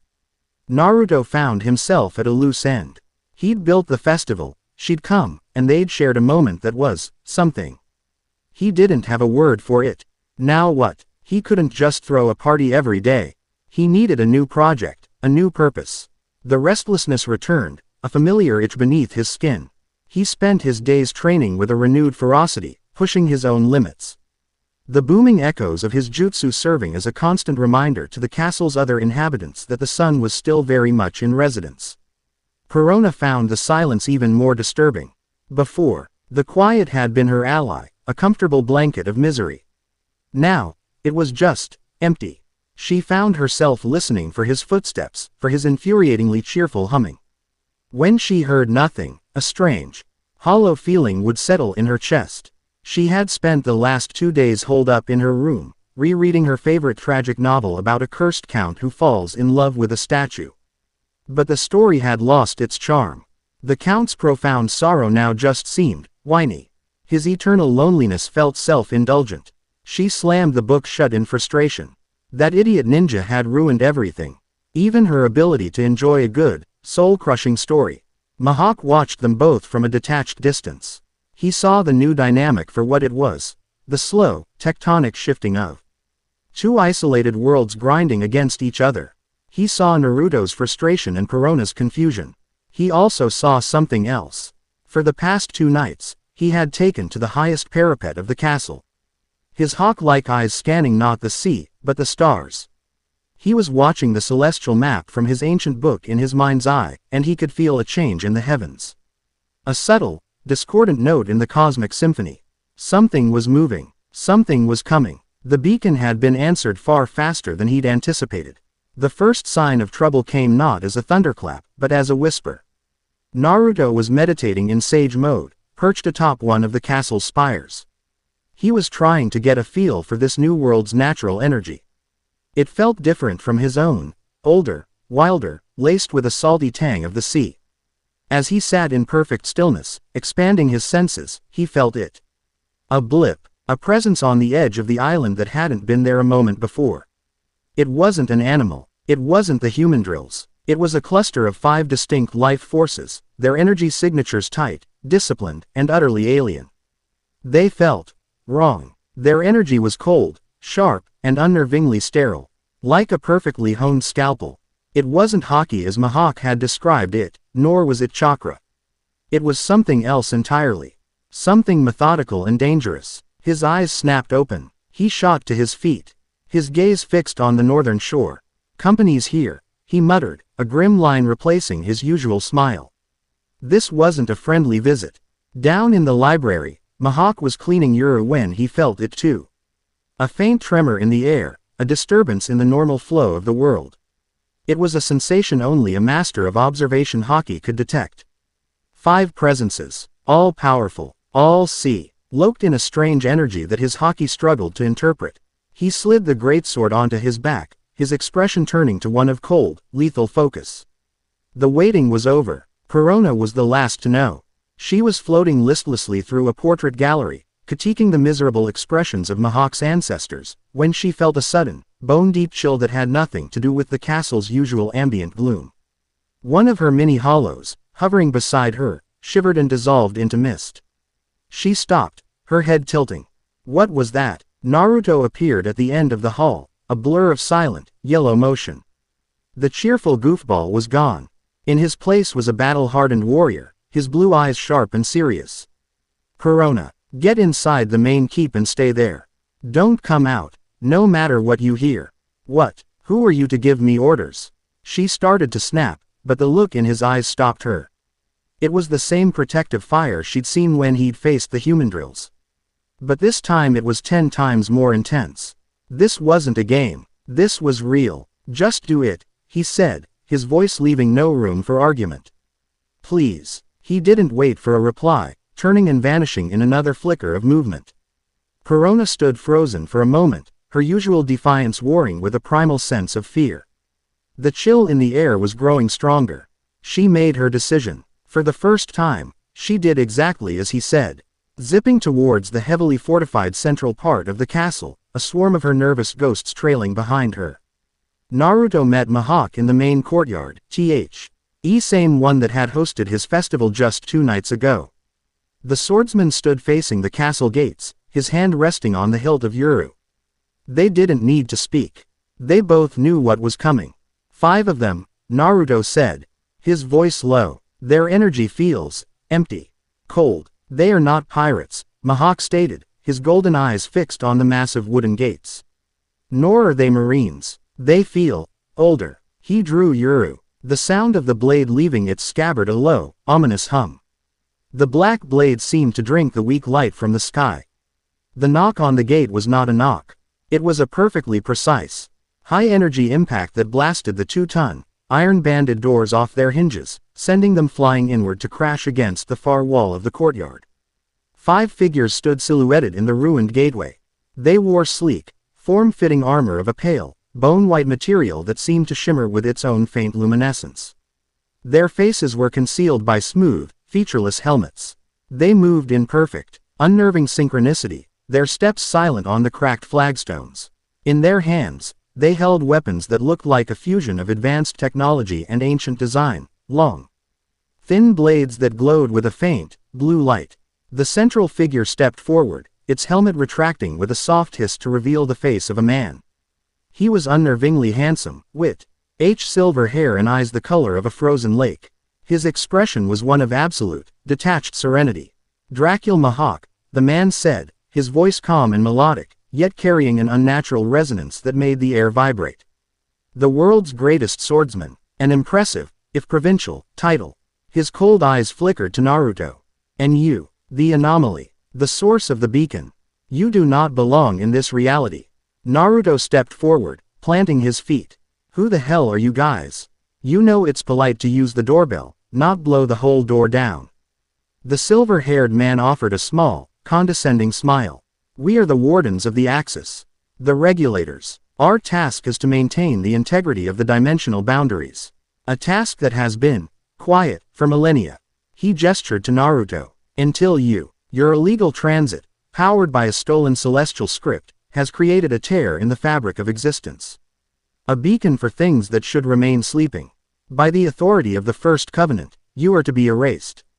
Quote. Mahawk's eyes narrowed. Celestial script. The First Covenant. These were words from the Forbidden Book, from legends so old they predated history itself. These were not men. They were something else. An ancient task force, a divine cleanup crew. Erased. Naruto scoffed, a dangerous grin spreading across his face. "Lots of people have tried that. Didn't work out so well for them. Why don't you guys just turn around and go back to whatever axis you came from, and we'll forget this ever happened?" The regulator simply raised his hand. "Your defiance is noted, and irrelevant." He gave a slight nod to the 2 wardens on his left. "Neutralize the anomaly. Do not damage the island. The location itself is a site of historical significance." The 2 wardens moved. They didn't run. They glided, closing the 50-yard distance in the blink of an eye. Their glowing blades swung in perfect, intersecting arcs, aimed to decapitate and bisect Naruto in a single, efficient motion. They were fast, faster than anyone Naruto had ever faced, save perhaps Kaguya herself.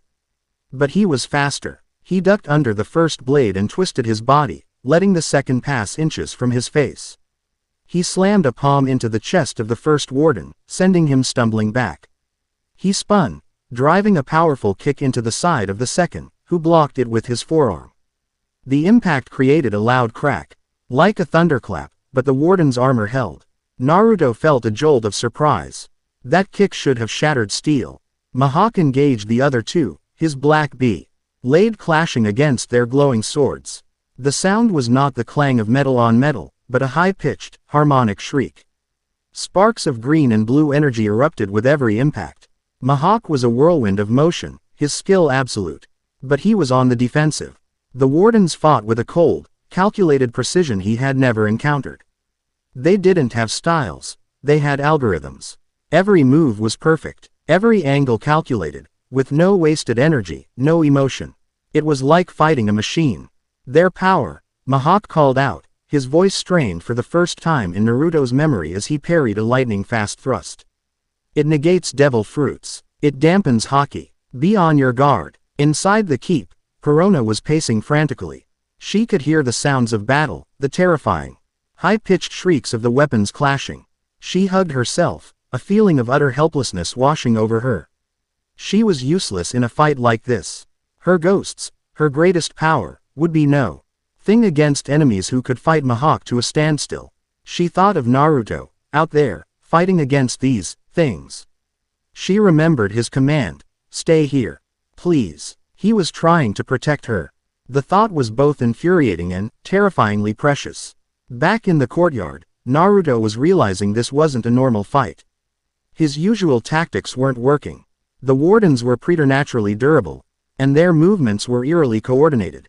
When he threw a punch, they seemed to know exactly where it would land and how to best deflect the force. They adapt, Naruto grunted, dodging another synchronized strike. It's like they're learning as we fight.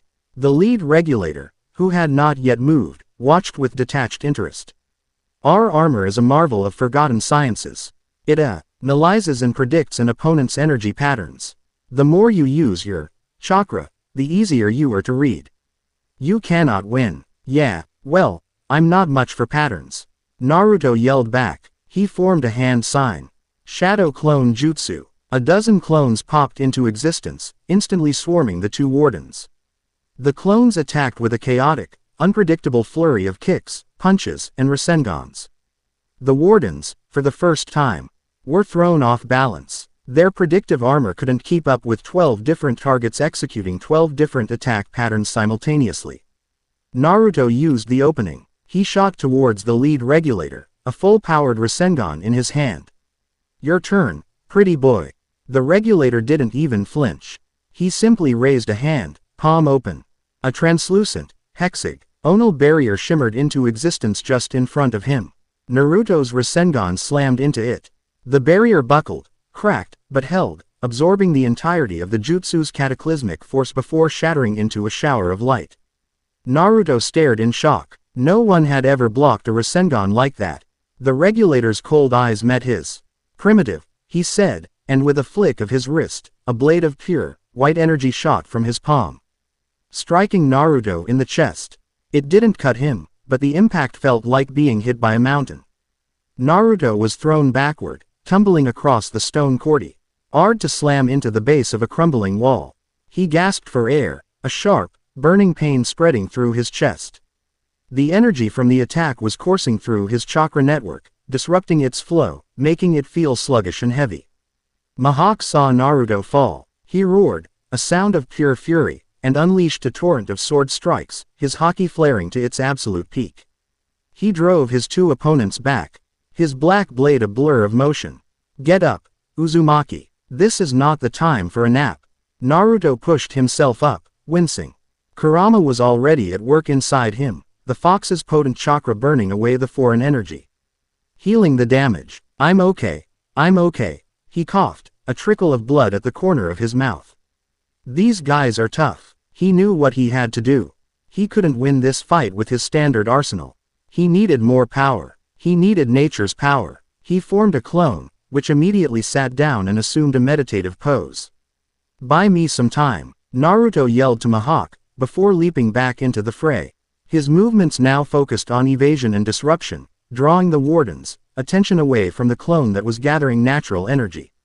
The lead regulator watched this. A flicker of what might have been curiosity in his icy eyes. A fascinating strategy, drawing on the planetary lifeblood itself. A crude but potent technique. It will not be enough. He began to walk forward, his own glowing blade materializing in his hand.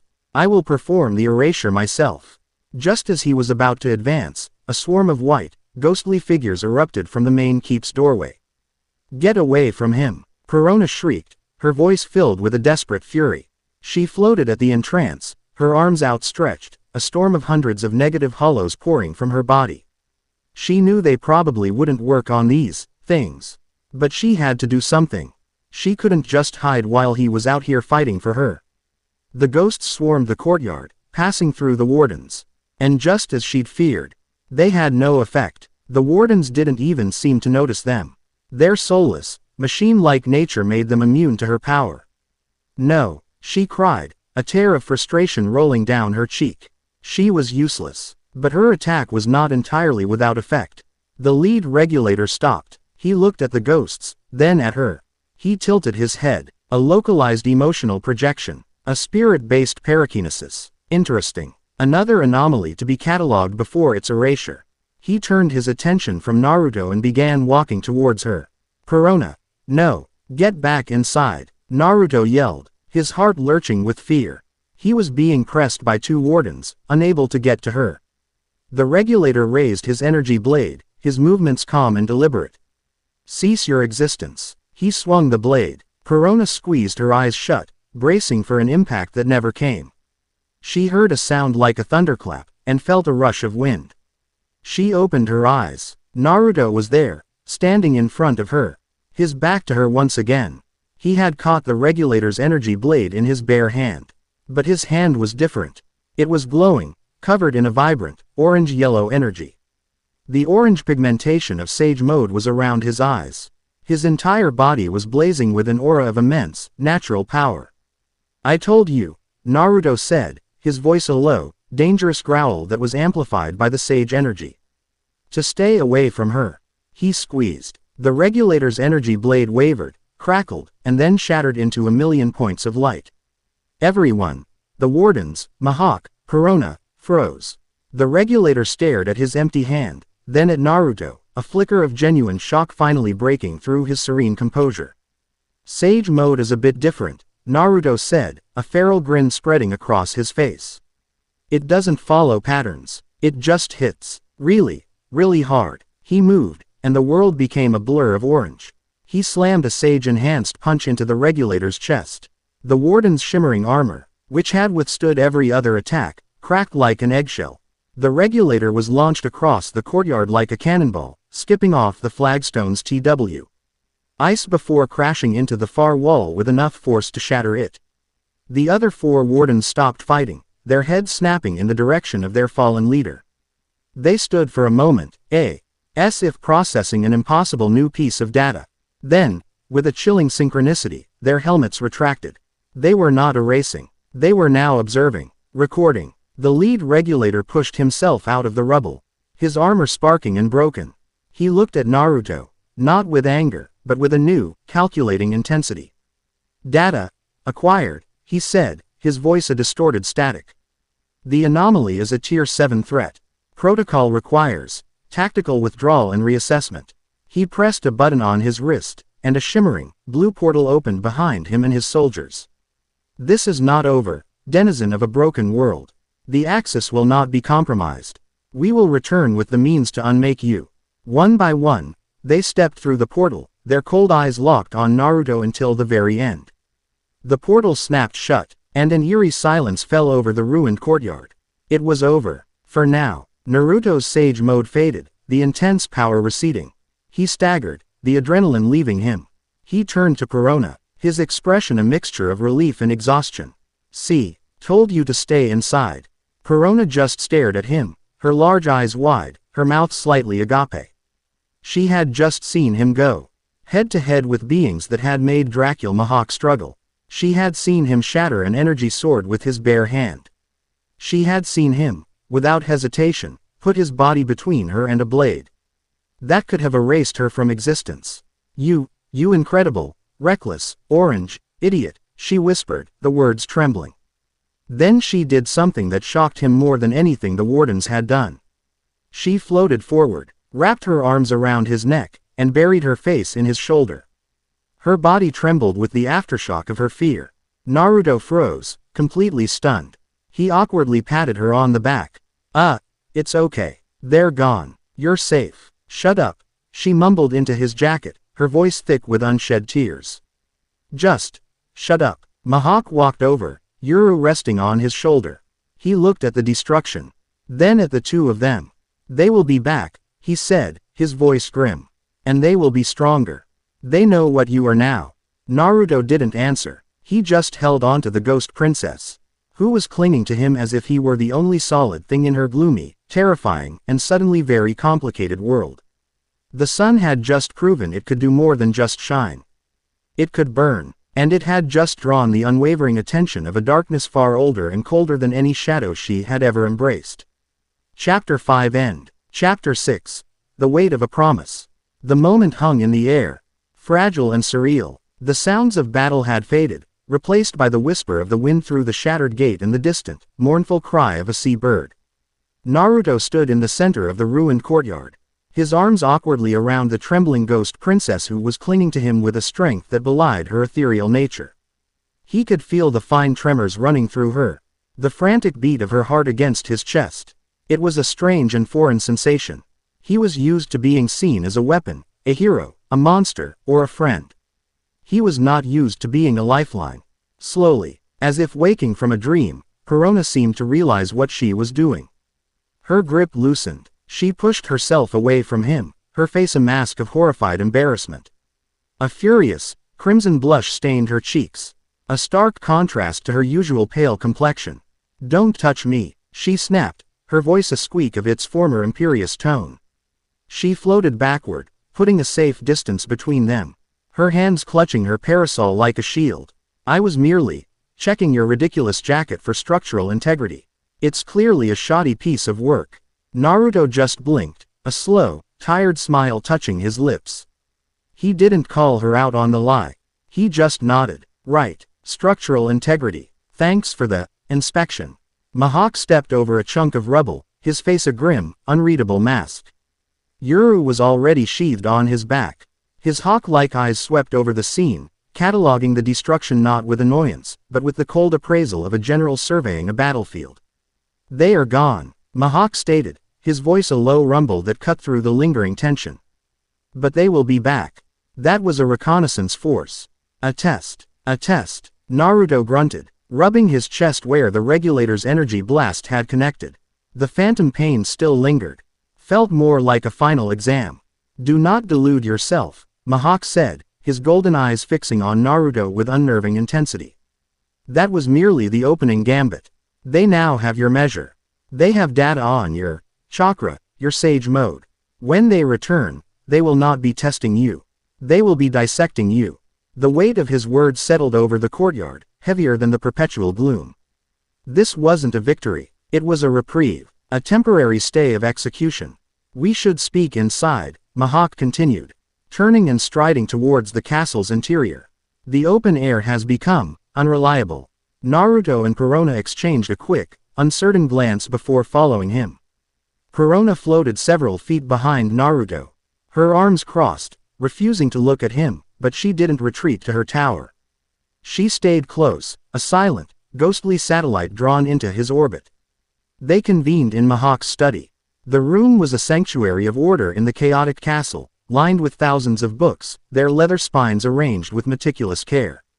A fire crackled in a large stone hearth, casting dancing shadows on the walls. It was the first time Perona had ever seen the fireplace lit. Mihawk gestured for them to sit in the heavy, high-backed chairs opposite his desk. Naruto sank into one, the exhaustion of the battle finally hitting him. Perona chose to hover near the ceiling in a dark corner, a pouting gargoyle observing the proceedings. Mihawk placed the ancient, leather-bound book on his desk. He opened it to a page filled with a script that swirled and flowed like captured smoke, a page depicting figures in sleek, white armor. "The Wardens of the Axis," Mihawk said, his finger tracing a line of text.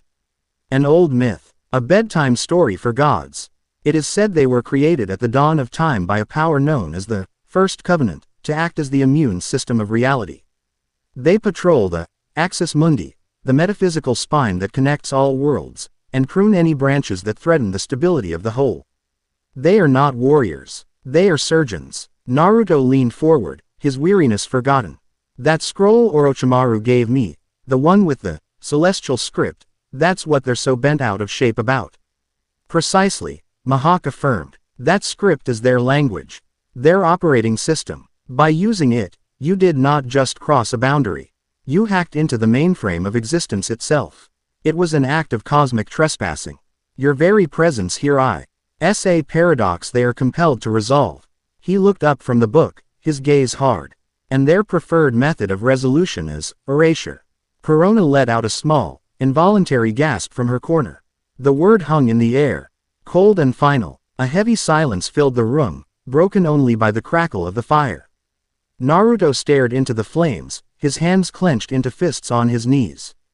This was his fault, all of it. He had been so desperate for a change, so eager for a new adventure, that he had blindly jumped through a door without considering who, or what, might be guarding it.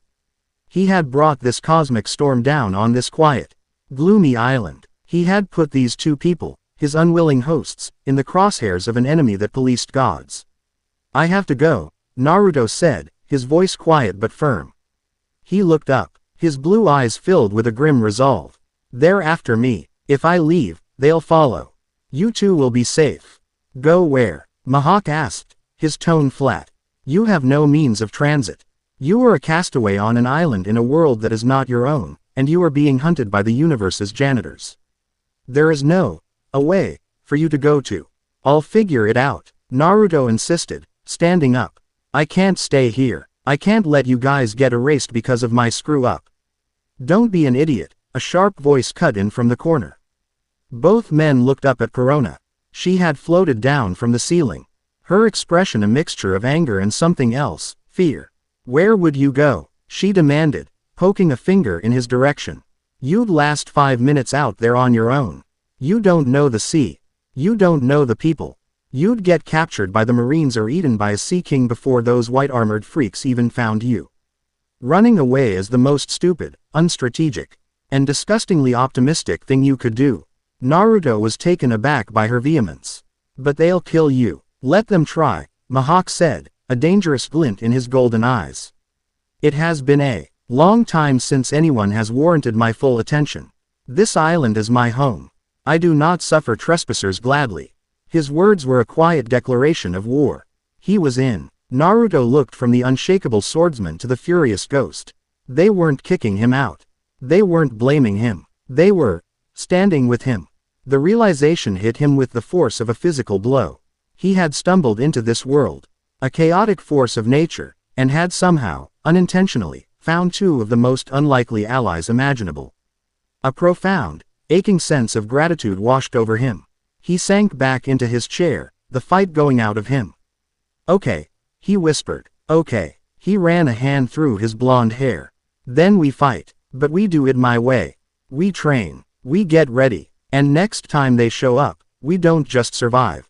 We win. The council was over. A new, grim purpose had been forged in the firelight of the study. They were no longer just a swordsman, a ghost, and a ninja. They were a garrison, a fortress, the last line of defense against an enemy that could unmake reality. Later that night, the rhythmic thud of a hammer against wood echoed through the castle. Perona floated silently down the corridors, drawn by the sound. She found Naruto in the courtyard, working by the light of a single lantern. The shattered gates were gone, reduced to splinters. In their place, he was single-handedly building a new one. Using a small army of shadow clones, he was shaping massive logs he dragged from the forest, fitting them together with a craftsman's precision. He wasn't wearing his jacket, and the muscles in his back and arms coiled and bunched with each swing of the heavy mallet. He was working with a furious, focused energy, pouring all his anxiety and guilt into the physical act of building what he had inadvertently helped break. She watched him from the shadows for a long time. He was so relentless, so determined to fix things. It was a concept she had never truly understood. When things in her life broke, she simply declared them tragically ruined and moved on. She never considered the possibility of just picking up the pieces and building them back stronger. She drifted back inside and returned a few minutes later holding a tall glass filled with a dark purple liquid. She floated up behind him, her courage warring with her pride. The Naruto working on the gate finally paused, wiping a bead of sweat from his brow with the back of his hand. Here, she said, her voice barely audible over the chirping of the night crickets. He turned, startled. He looked at the glass she was holding out to him. What is it? It's GCI juice, she said, sniffing disdainfully as if the offer itself was beneath her. Gloomy cassis and iguana plum. It's fortified with misery. Or whatever. It was her favorite drink. A peace offering from her own strange, gloomy world. He looked from the glass to her face. He saw the uncertainty in her eyes, the awkwardness in her posture. He took the glass, his calloused fingers brushing against hers. A tiny, electric jolt passed between them. Thanks, he said, his voice softer than she'd ever heard it. He took a sip, his face immediately contorted. Whoa, that is really sour. It's an acquired taste, she said defensively. I guess so. He took another, longer drink, as if forcing himself to acquire it. He set the glass down on a nearby stone. Thanks, Perona, really. They stood in a comfortable silence for a moment, the sounds of his labor replaced by the quiet hum of the island at night. I was scared, he admitted, his voice low as he stared at the half-finished gate. Today, when that silver-haired guy went after you, I was really scared. He turned to look at her, his blue eyes clear and honest in the lantern light. I brought this on you. This whole mess. I'm sorry. Perona clutched her parasol, her knuckles white. She had expected him to be fearless, invincible. Hearing him admit to fear was a revelation. It made him human. It's not your fault, she mumbled, looking at the ground. You didn't know. Doesn't matter, he said, shaking his head. I made a promise a long time ago. That I'd never let my friends get hurt again. I broke that promise once, and it almost destroyed me. I'm not going to let it happen again. He wasn't looking at her, but she knew he was talking about her. He considered her a friend. A friend to be protected. A strange warmth bloomed in her chest, a feeling so foreign it was almost painful. Well, she said, her voice stiff with unshed emotion. You're not the only one who can protect people. She held up a hand. And a single mini hollow materialized, its face set in its usual downturned frown. My ghosts may not have worked on those things, but they're not useless. I can do more than just make people depressed. I can create diversions. I can spy. I can be a nuisance. Naruto looked at her, and for the first time, he saw past the gothic dress and the pouty attitude. He saw a girl who was trying, in her own strange way, to be brave. He saw a partner. He gave her a genuine, heartfelt smile. Not his usual blinding, 1,000-watt grin, but something smaller, quieter, and infinitely more potent. Yeah, he said, you're the best nuisance I know. The compliment was so unexpected, so perfectly backhanded, that it broke through all her defenses. A small, involuntary giggle escaped her lips. She immediately clapped a hand over her mouth, her eyes wide with horror at the cheerful sound she had just produced. She blushed furiously, spun around, and phased straight through the nearest castle wall. Fleeing the scene of her emotional crime. Naruto chuckled, shaking his head. He picked up the glass of GCI juice and drained it in one go, wincing at the sourness. He looked at the spot where she had vanished, then back at the gate. The weight on his shoulders felt a little lighter now. It was still his responsibility, his fight. But he wasn't alone in it. Deep inside the castle, Mihawk closed the ancient book. He had found the passage he had been searching for, tucked away in an appendix on the Warden's final sanctions. He read the description of the unraveling protocol, a weapon that didn't kill its target, but removed them from the tapestry of time itself. Every action, every word, every memory associated with the target, erased as if they had never been. He thought of the sunflower in the hallway, the faint scent of ramen that sometimes still clung to the kitchen, the sound of laughter that now occasionally echoed in the courtyards. He thought of the flicker of life he had seen in Perona's eyes, a light he had not seen since she first arrived as a broken, cynical girl. If the Wardens won, it wouldn't just be the end of Naruto Uzumaki. It would be the end of the sun. The gloom would return, not as a comfortable affectation, but as a true and absolute emptiness. The world would be returned to its previous state, and no one would even know what they had lost. Dracula Mihawk, the solitary observer, the man who prided himself on his detachment from the world, closed his eyes. He had found something worth protecting, and he would be damned if he let it be erased from existence. Chapter 6 End. Chapter 7. Echoes and Whispers. The castle was no longer a home. It had become a forge. The three disparate souls within it, once orbiting each other in wary solitude, were now bound by a singular, grim purpose.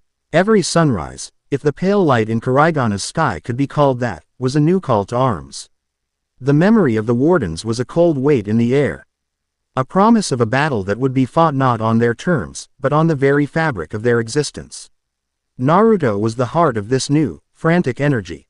His guilt was a furnace, and he shoveled every ounce of his being into it as fuel. He pushed Sage Mode beyond anything the Toads had ever taught him. He wasn't just trying to master it, he was trying to live in it. He would spend hours perched on the highest spire, motionless, his eyes closed, forcing his body to adapt to the constant, overwhelming influx of natural energy. The goal was to make it as natural as breathing, to eliminate the telltale moment of stillness required to gather the energy. That single moment was a weakness, an opening he could not afford to give his enemies again. His clones were everywhere, One group engaged in relentless taijutsu drills in the courtyard, their movements becoming sharper, faster, more economical. Another group focused solely on elemental manipulation. The courtyard became a canvas of controlled chaos. Miniature tornadoes of wind chakra battled walls of earth, which were then flash-fired into glass by intense lightning jutsu. He needed more than just a bigger Rasengan. He needed a key, a specific combination of elemental forces that could bypass the wardens, adaptive armor and strike at the beings within. Mihawk, for the first time in decades, had found a true challenge. The title of World's Greatest Swordsman was a monument to a war he had already won. Now, a new war had come to him, one that could not be won with skill alone. He requested Naruto's clones as sparring partners. 100 at a time. He would stand in their midst, Yuru a blur of black steel, his movements a perfect, deadly dance. But he wasn't just fighting them. He was learning. Their chaotic, unpredictable attacks, their use of feints and transformations, forced him to break the rigid perfection of his own style. It was anathema to his very being as a swordsman, but he knew that against a predictive algorithm. Perfection was a liability. Unpredictability was the only path to victory. He would watch Naruto's elemental jutsu with a focused intensity, trying to understand the principles behind them. He began to experiment, trying to infuse the edge of his blade with the biting cold of the sea wind or the sharp, static charge of the air before a storm. He was attempting to translate chakra into haki, to evolve his power into something new, something the wardens, cold science could not anticipate. It was a frustrating, arduous process, and the flicker of impatience in his golden eyes was a testament to the stakes. Even Perona had been transformed by the crucible of the coming battle. The words Naruto had spoken to her, "You're the best nuisance I know," had echoed in her mind, morphing from a backhanded compliment into a mission statement. If she was going to be a nuisance, she would be a world-class one. She pushed her devil fruit powers to their absolute limit. Her days of simply making pirates feel emo were over. She practiced in the western ruins, using the human drills as her unwilling test subjects. She found she could do more than just project negativity. By concentrating, she could create ghosts that projected other, more useful emotions.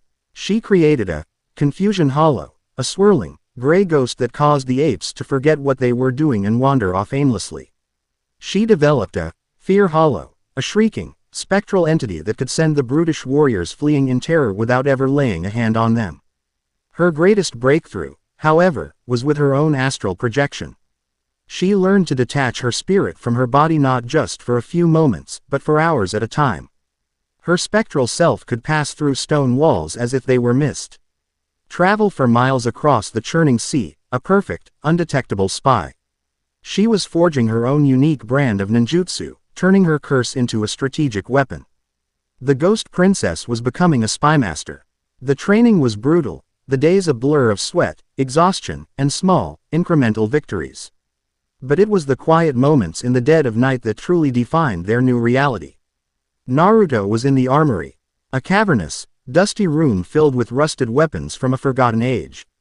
He had been trying to create a new Rasengan variant, one that combined wind and lightning chakra simultaneously. The resulting sphere was wildly unstable, a shrieking, crackling ball of barely contained destruction. He had failed to stabilize it for the 10th time, the jutsu collapsing in on it. Self with a violent discharge that sent him flying backward into a rack of old spears. He lay there, his chakra utterly depleted, his body aching, every muscle screaming in protest. He was too tired to even move. The door creaked open. A pale, spectral light illuminated the room. Perona floated in, a glass of water held in her ghostly hand. She looked down at him, sprawled on the floor amidst the wreckage of his own efforts. The old Perona would have laughed, a cruel, mocking sound. The new Perona just sighed. "You're going to kill yourself, you know," she said, her voice soft. "Gotta get stronger," he mumbled into the stone floor. She floated down and placed the glass of water beside his head. "Water, not GCI juice. You look like you've had enough misery for one night." He managed to push himself up into a sitting position, his back against the wall. He took the glass with a trembling hand and drank deeply. The cool water was a balm to his raw throat. "Thanks," he said, his voice hoarse.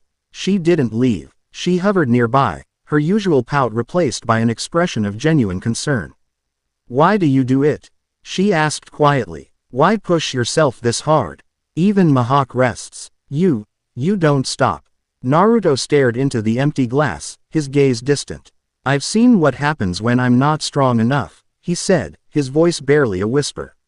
"When I'm too late, the faces, the things people say before they go, they don't leave you, ever." He looked up at her, and in his eyes, she saw a profound, ancient pain. "I made a promise to a friend once. Right before he died in my arms. I wouldn't let anyone else I cared about die. I'm not very good at keeping that promise." The confession hung in the air between them. It wasn't a hero's boast or a tragic backstory delivered for sympathy. It was a simple, painful truth. A wound he carried deep within his soul. Perona, for her part, felt a strange, resonant ache in her own chest. She understood that feeling, the feeling of being haunted. "When I was little," she began, the words coming out before she could stop them, "I was always sick. Frail. I spent most of my time in bed, watching the other kids play outside." She looked at her own hands, at their pale, translucent edges. "Everyone always looked right through me. Even before this." She gestured to her ghostly form. "It's easier to be scary than to be invisible. If people are afraid of you, at least you know they can see you." It was the most honest thing she had ever said. They were two sides of the same lonely coin. A boy who screamed for attention so the world would have to acknowledge him. And a girl who hid in the shadows so the world's indifference couldn't hurt her. He didn't say anything cheesy like, "I see you." He just nodded, a deep, knowing look in his eyes. The shared silence that followed was more intimate than any conversation. It was an acknowledgement of their shared scars, a quiet understanding that they were both, in their own way, survivors of a profound loneliness. But their fragile peace was not destined to last. The warden's influence began to bleed into their world, not with the crash of a shattered gate, but with the insidious creep of a nightmare. It began with the book. Mihawk was in his study, cross-referencing a passage about the unraveling protocol when he noticed it. A word in the ancient text, a word he had read 100 times, flickered. For a split second, it changed from existence to fallacy, before snapping back. He blinked, thinking it was a trick of the firelight. But then it happened again. A sentence, describing the creation of the first covenant subtly rewrote itself, its meaning shifting from a divine pact to a cosmic error. It was as if he were witnessing reality being edited in real time, the universe's source code being subtly and maliciously corrupted. The wardens were testing their weapons. Naruto felt it in the very air. During a deep sage mode meditation, he tried to connect with the island's natural energy. But something was wrong. It felt dissonant, frayed at the edges, like a rope about to snap.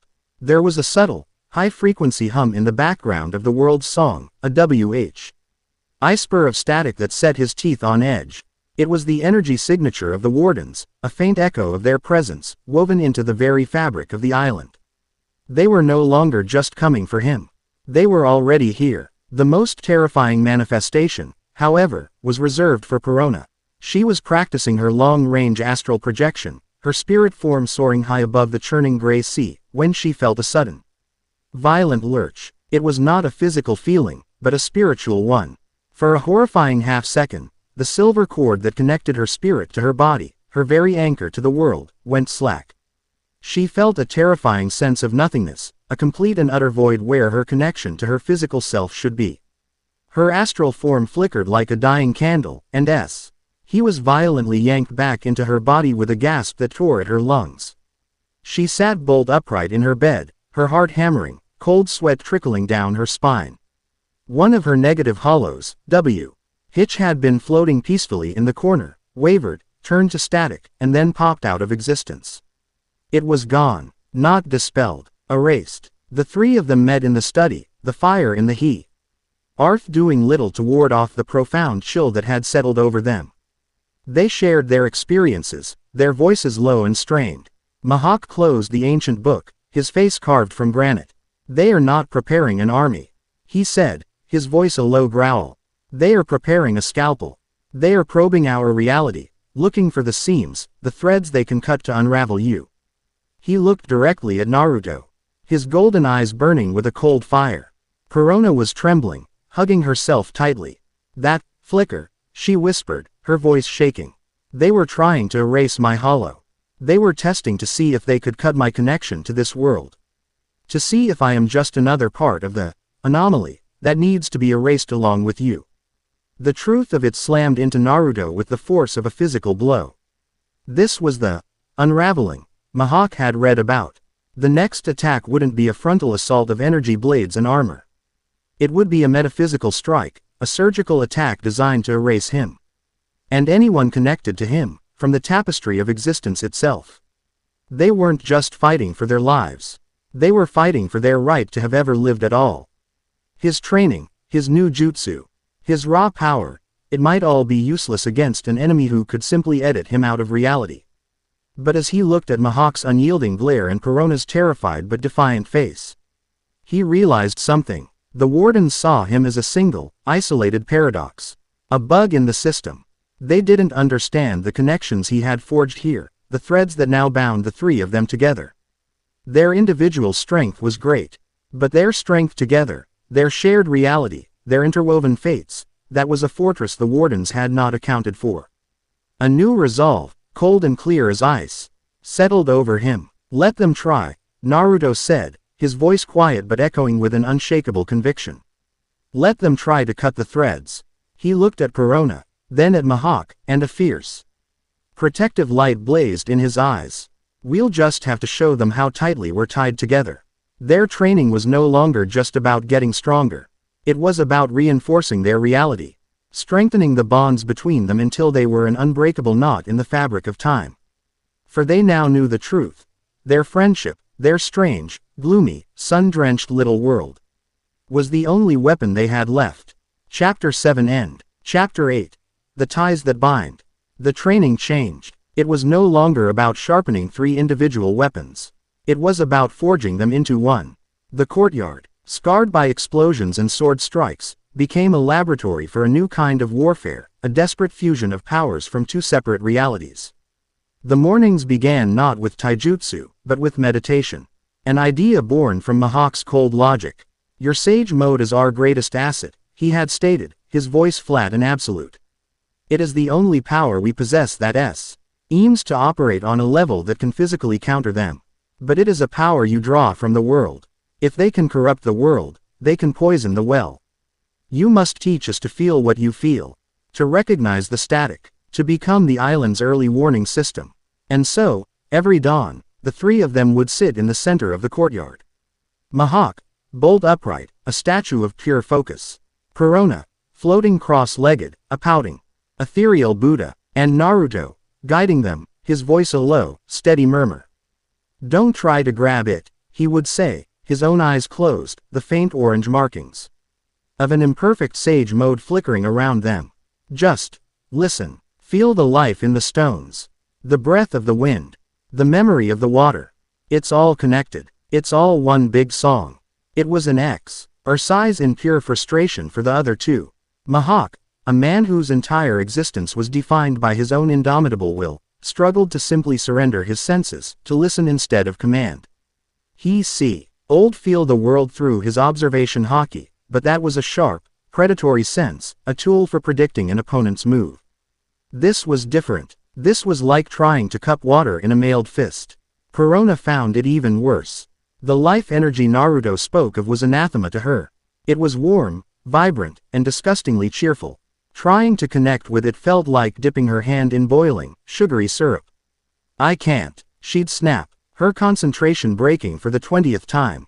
It feels all tingly and optimistic. It's gross. That's the point, Naruto would counter, his own patience being tested. That's the good signal. The problem is the other thing, the buzz under the tingling. The part that feels like a fly you can't see but can hear right next to your ear. That's them. Slowly, painstakingly, they began to make progress. Mihawk was the first to grasp it. One morning, his eyes snapped open.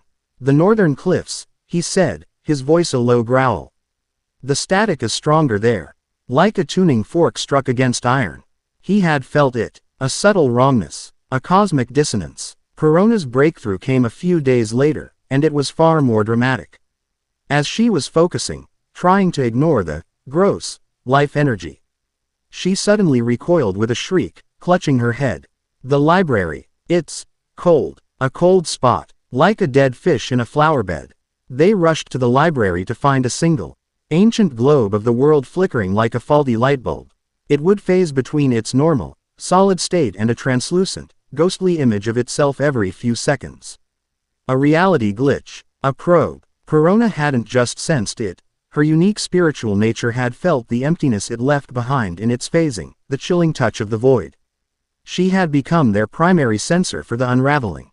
Her greatest weakness, her affinity for all things negative and empty, had just become their most vital shield. In turn, they trained her. Mahak, in his brutally efficient way, took over her combat lessons. Your spectral form is a weapon of infiltration, not just escape, he told her, his voice devoid of any warmth. He would hurl small, hockey-infused stones at her, forcing her to phase in and out of tangibility with split-second timing. Faster. Your hesitation will be your death. Be the ghost you claim to be. Unseen, unheard, untouchable. Naruto's approach was, as always, more unconventional. He needed her to be a better nuisance. He created 100 clones and had them play an island-wide game of hide-and-seek with her. Her task was to haunt every single one of them, fly through them, whisper something spooky, and steal an item from their pouch, without being seen by any of the others.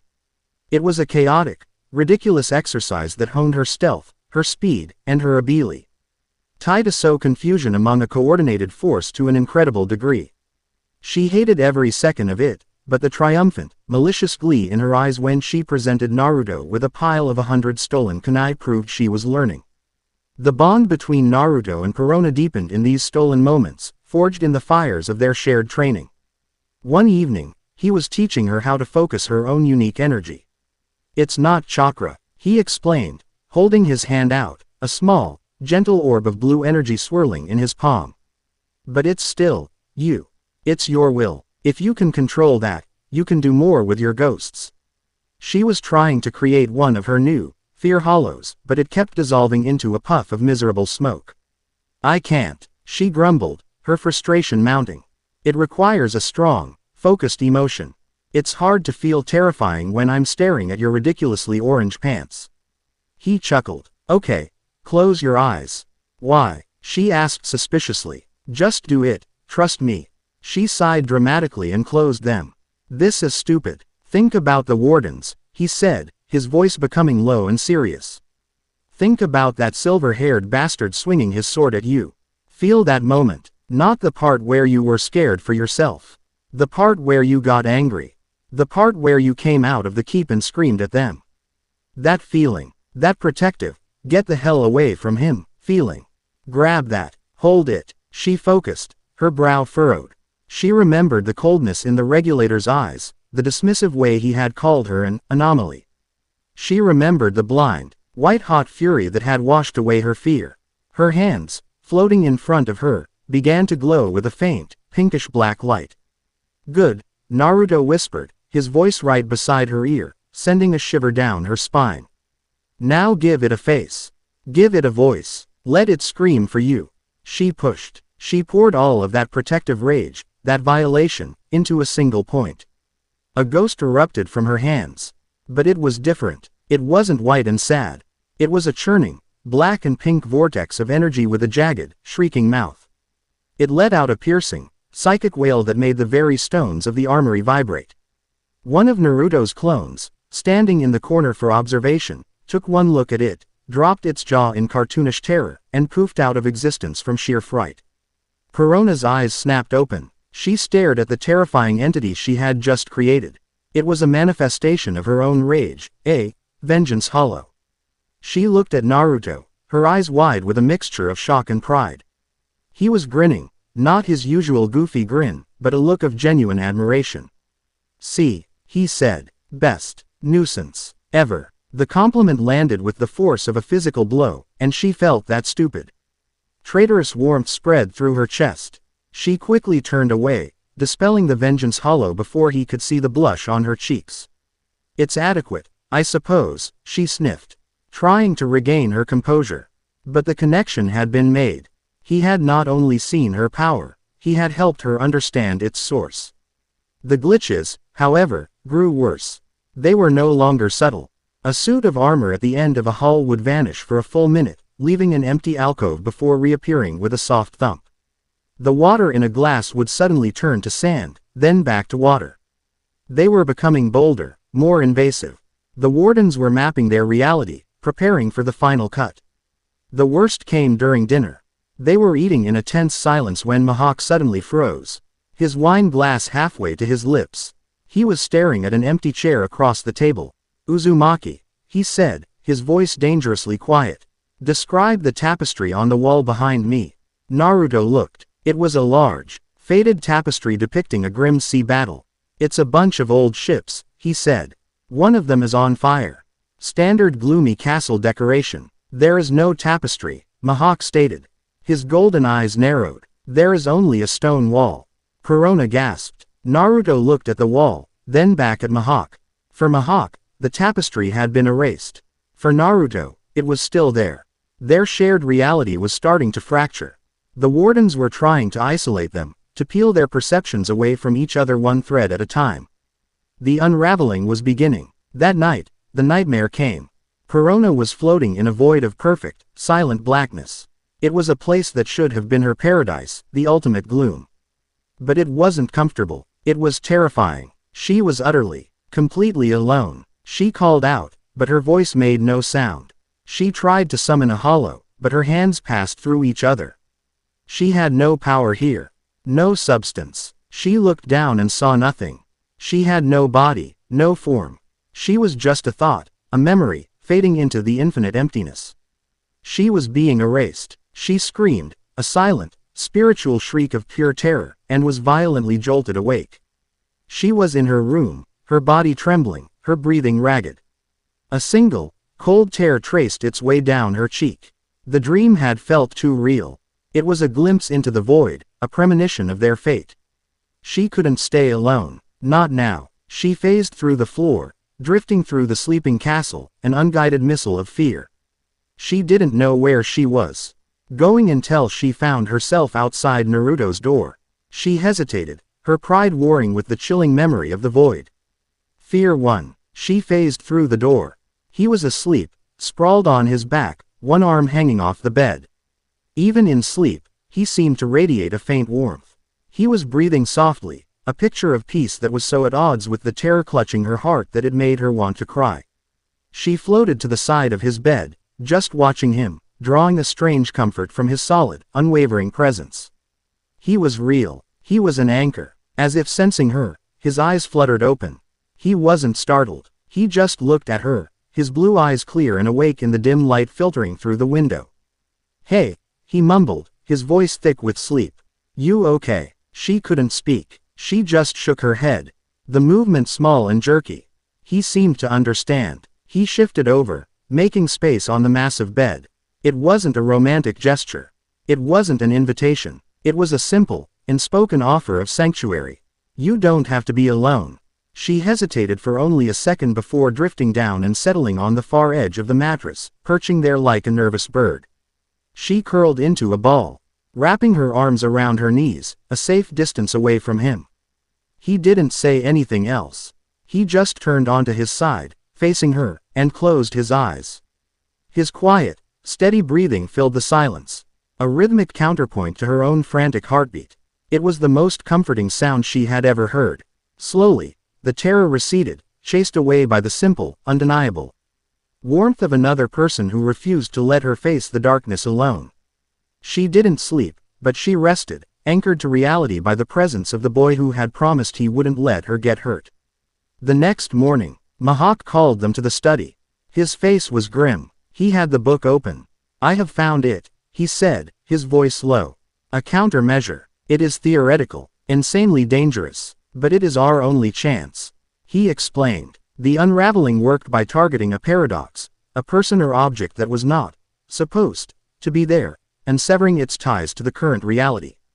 Naruto was the primary paradox, but the glitches proved the wardens were now targeting anything strongly connected to him.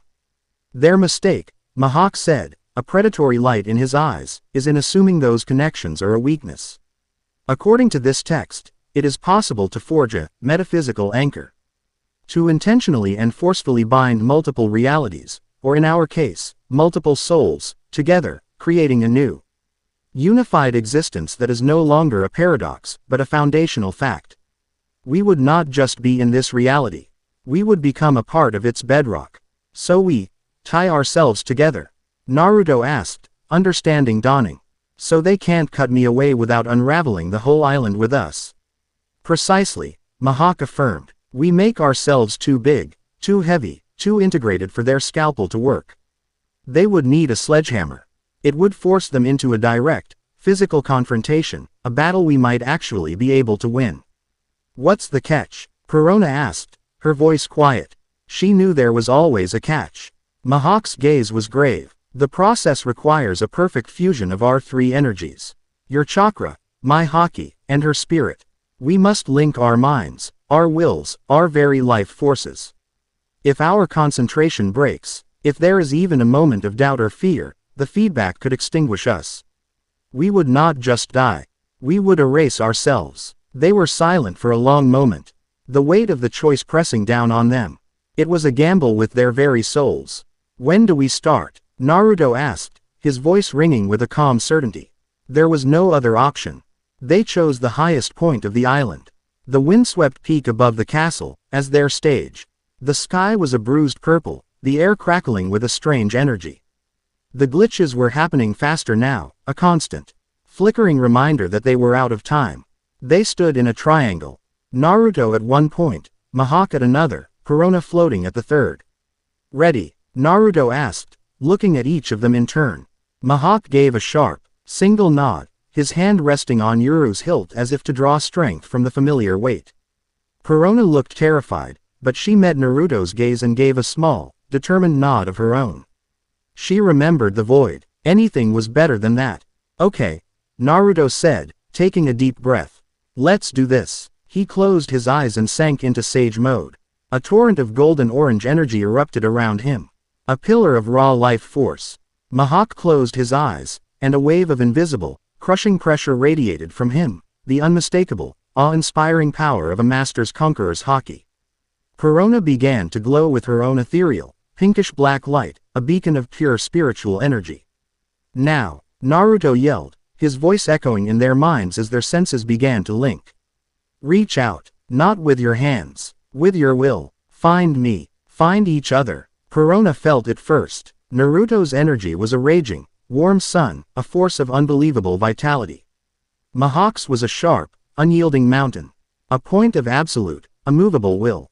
She was a ghost in a storm, a fragile whisper between a star and a mountain. She felt her own energy being shredded, her consciousness threatening to dissolve. I can't, she thought, panic seizing her. It's too much. Yes, you can, Naruto's voice answered in her head, not as a shout, but as a warm, steadying hand on her shoulder. You're not a whisper. You're a shadow. You're the part they can't see coming. You belong here. We need you. His belief in her was a physical force. She gritted her teeth, pushing back against the torrent. Her energy, once a fragile wisp, began to solidify, to intertwine with the other two, a ribbon of deep, resilient darkness weaving between the gold and the steel. Mahak felt the link lock into place. He could feel Naruto's boundless energy, Perona's slippery, intangible spirit. He felt their fears, their doubts, their stubborn refusal to break. It was a chaotic, emotional storm, anathema to his own disciplined mind. But within it, he found a new kind of strength. A strength that was not his own. As their energies fused, the world around them began to scream. The glitches intensified into a full-blown assault. The stones at their feet flickered, revealing the churning void beneath. The sky tore open, showing not stars, but a terrifying, clinical white space filled with impossible geometric shapes. The sound of 1,000 discordant tuning forks ripped through the air. The wardens had detected them.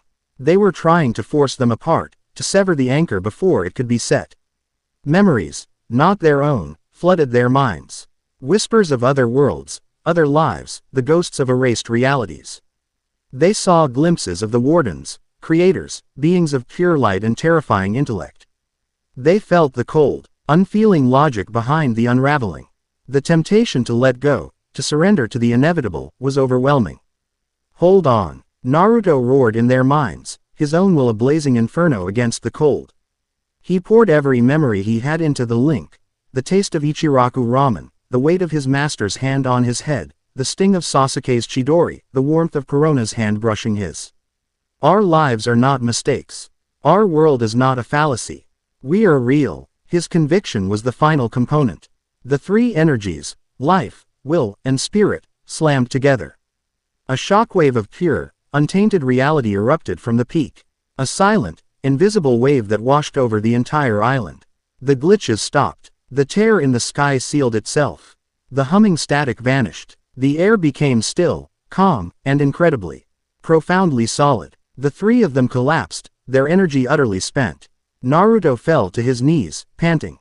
Mihawk leaned on his sword, his breathing heavy. Perona drifted limply to the ground, too exhausted to even float. But they had done it. Perona looked at her hand. It seemed more solid, more real than it ever had before. She could feel the cool, rough texture of the stone beneath her fingertips. She looked at Naruto, then at Mihawk. The connection was still there, a faint, humming thread that now bound the three of them together. They were an island, a single, unified existence in the sea of reality. Naruto looked up at the bruised sky, a tired, triumphant grin on his face. They had forged their shield. They had built their fortress. The unraveling had failed. He knew, with an absolute certainty, that the Warden's next move would not be a probe. It would not be a scalpel. It would be a war. They had taken the universe's janitors and forced them to pick up a sledgehammer. And he wouldn't have it any other way. Chapter 8 End. Chapter 9. The Fortress of Three Souls. The world settled. The violent, metaphysical tearing had ceased, leaving behind a silence so profound it was almost deafening. On the windswept peak of Karaigana Island, three figures lay scattered like fallen chess pieces, the energy of a cosmos still faintly crackling in the air around them. The metaphysical anchor was set. They had taken their three disparate, lonely souls and woven them into the very bedrock of their reality. They had won, but it felt nothing like a victory. Naruto was the first to stir, pushing himself onto his elbows with a groan that seemed to come from the very marrow of his bones. His chakra coils were screaming, scraped raw and utterly empty. It felt worse than the aftermath of his fight with pain, worse even than the final clash with Sasuke. He hadn't just spent his energy, he had offered it up as a foundational brick in the wall of a new world. Whoa, he rasped, his voice hoarse. Then he froze. He could feel them. It wasn't a sense, like his sage mode. It was a presence. In the back of his mind, where only he and Kurama used to reside, there were now two new, quiet tenants. He could feel Mihawk's consciousness, a sharp, steady, and immensely private point of will, like a distant, unblinking star. And he could feel Perona's, a swirling, turbulent nebula of conflicted emotions, currently dominated by a feeling of profound, bone-deep exhaustion and a spike of something he couldn't quite name. Get out of my head, you orange buffoon. The thought wasn't spoken. It was a pure, undiluted burst of indignant emotion that flared in his mind. It was Perona's mental voice, as sharp and pouty as her real one. Naruto flinched, a grin spreading across his tired face. Sorry, still figuring out the controls. He thought back, projecting the thought with a clumsy, cheerful force. He heard a faint groan and saw Perona push herself into a sitting position. Her face a mask of mortified horror.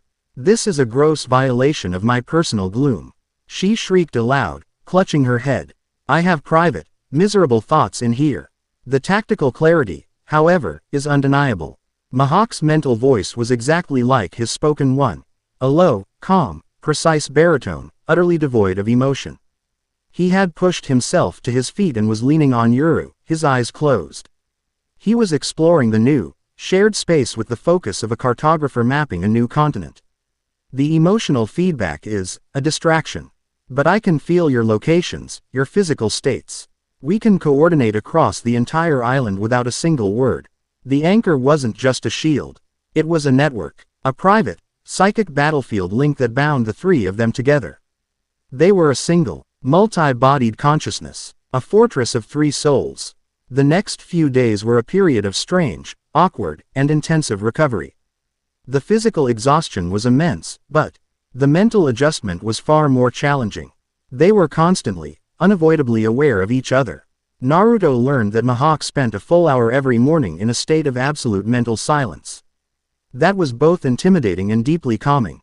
He discovered that Perona had a secret, deeply buried fondness for the sad, chirping sounds the island's bats made at twilight.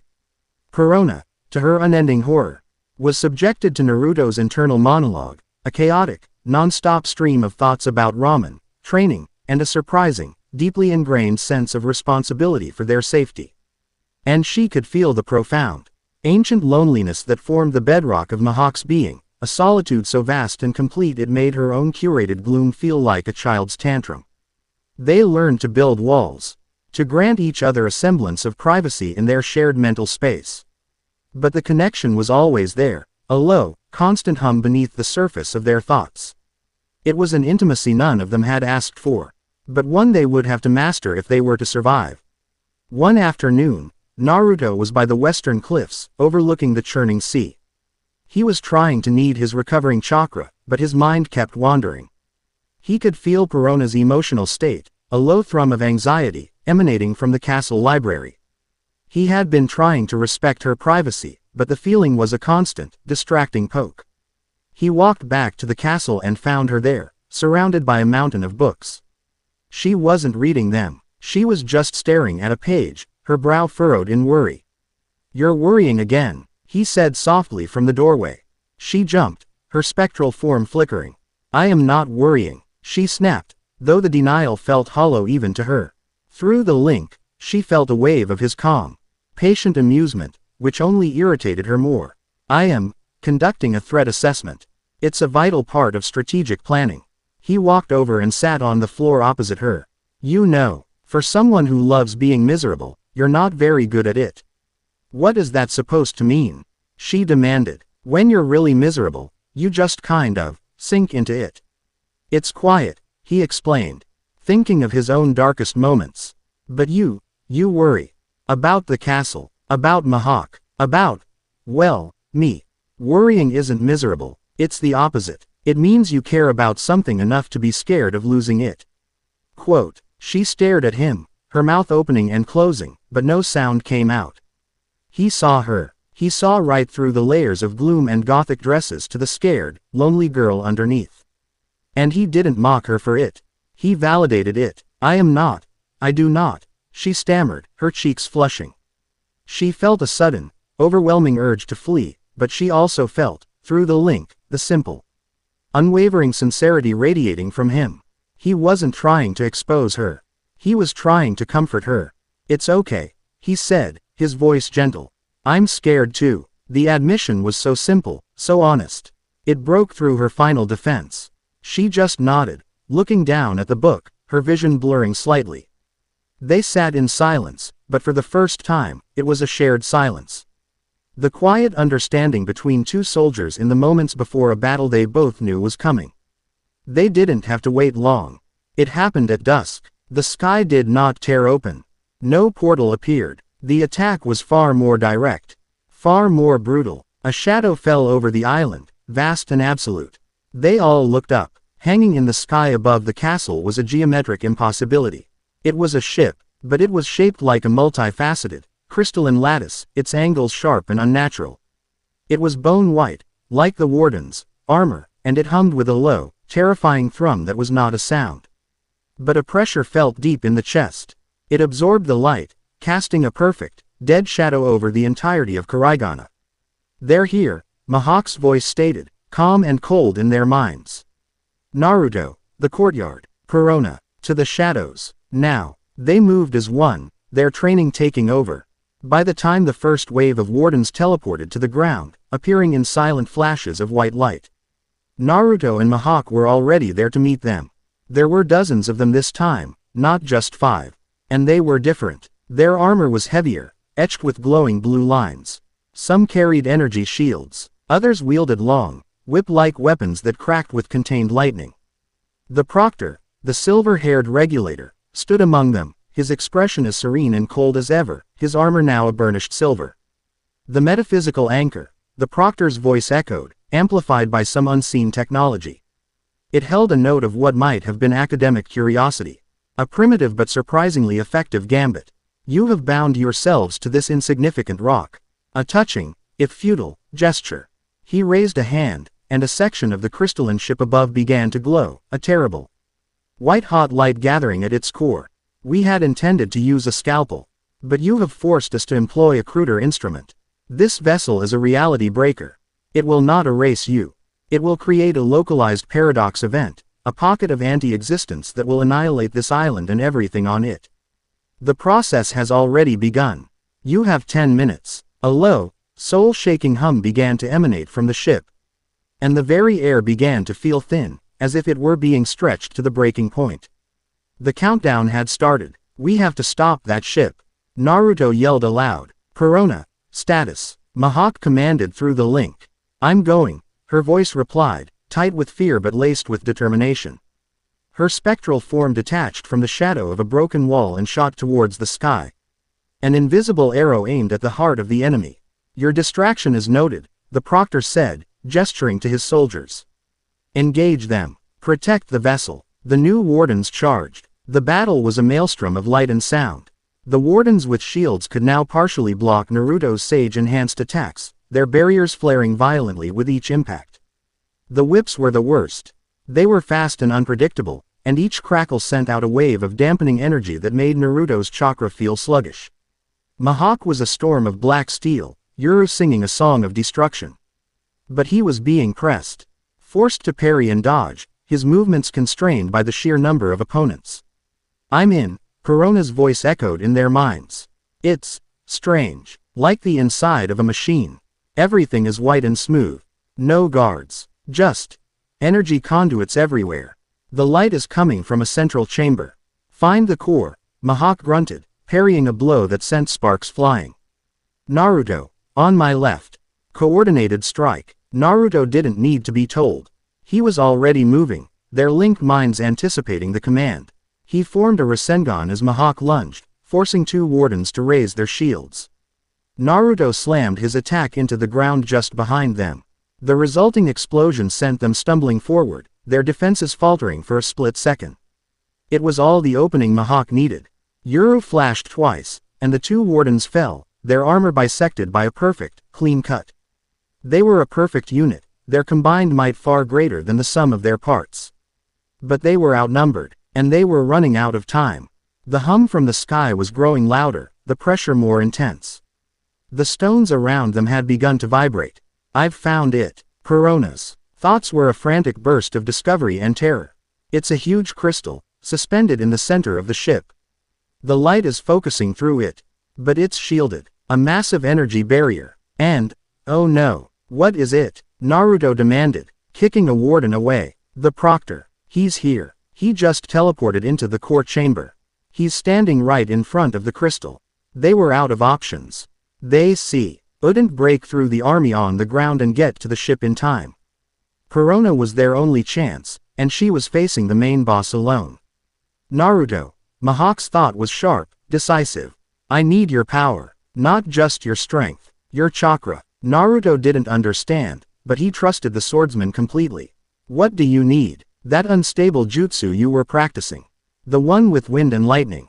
Can you create it? The Rasenshuriken. It's too dangerous. I will not be throwing it. Mihawk cut in, his mental voice a blade of pure command. I will be wielding it. Concentrate the chakra, the nature transformation, the shape, but do not form the sphere. Feed the energy, to me. Through the anchor. It was insane. An idea born of pure, desperate genius. Use their psychic link as a chakra conduit. To infuse the world's greatest swordsman with the power of an S-rank jutsu. Okay. Naruto said, his voice grim. Get ready. He disengaged from the front line, leaping back. He created a single clone. They stood back to back, one hand each outstretched. Perona, he yelled into their minds. We're going to try something crazy.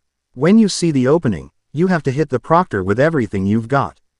A diversion. Understand. I understand. She shot back, her thought a mixture of terror and exhilaration. Naruto and his clone closed their eyes. They began to build the Rasenshuriken. But instead of forming it in their hands, they poured the raw, untamed energy into the metaphysical anchor that bound them to Mihawk. Mihawk grunted, his body tensing.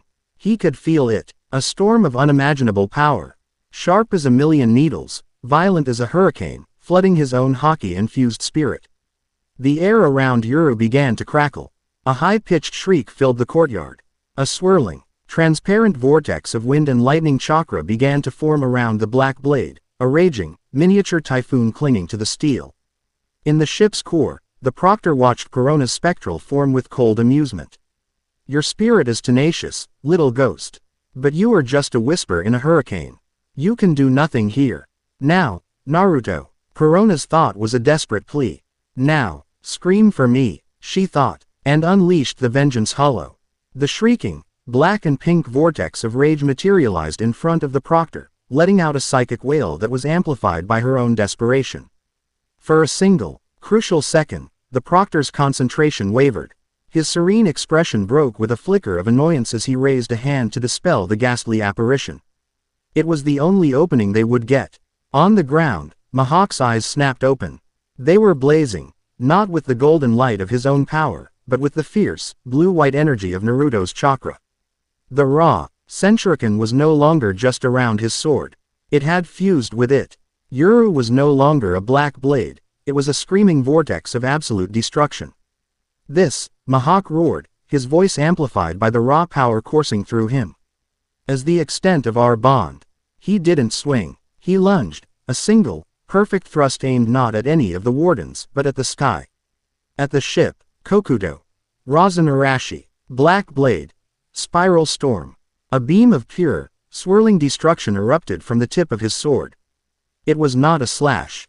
It was a drill, a focused hurricane of wind and lightning that tore through the sky, leaving a shimmering trail of ozone and raw power in its wake. It struck the reality breaker's underside with the force of a falling star. The ship's own shields, designed to repel physical and energy attacks, had no defense against a jutsu that was designed to sever things on a cellular level. The beam drilled through the ship's crystalline hull as if it were paper. It tore through decks and conduits, aimed with a swordsman's perfect precision at the coordinates Perona was holding in her mind. In the core chamber, the Proctor dispelled the vengeance hollow just in time to see the sea isling above the focusing crystal explode inward.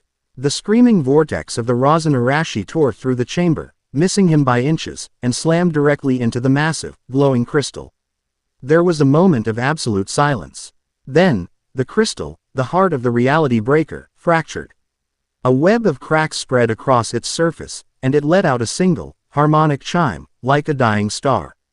The ship shuddered violently. Red lights flashed. The terrible, mounting hum died, replaced by the shriek of tearing metal. The attack had been a mortal blow. On the ground, Mihawk collapsed to one knee, the chakra construct around his sword dissolving.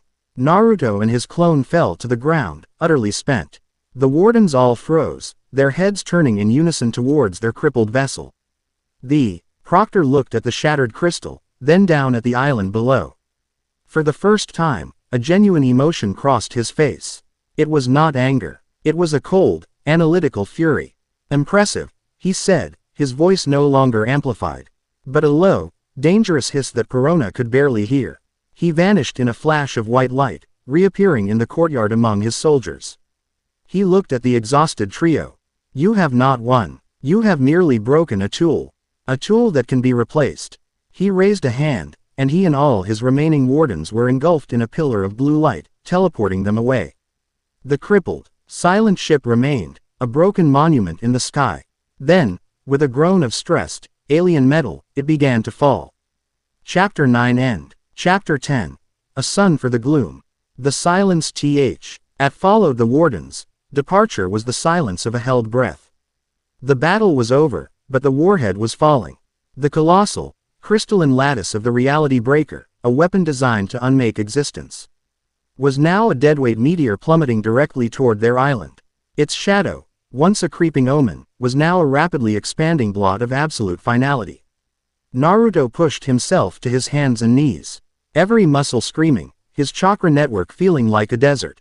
He looked up at the descending mountain of alien metal and let out a dry, humorless laugh. Of course, he rasped. Of course, they'd do that. Mihawk was on one knee, his chest heaving, leaning heavily on Yuru. The fusion of Haki and Sage Chakra had pushed his body to its absolute limit. He could feel the fine tremors in his own steel-like sinews. The protest of a system pushed far beyond its design. 5 minutes to impact, perhaps less, his thought projected, the usual calm now frayed with a grim urgency. The island will not survive.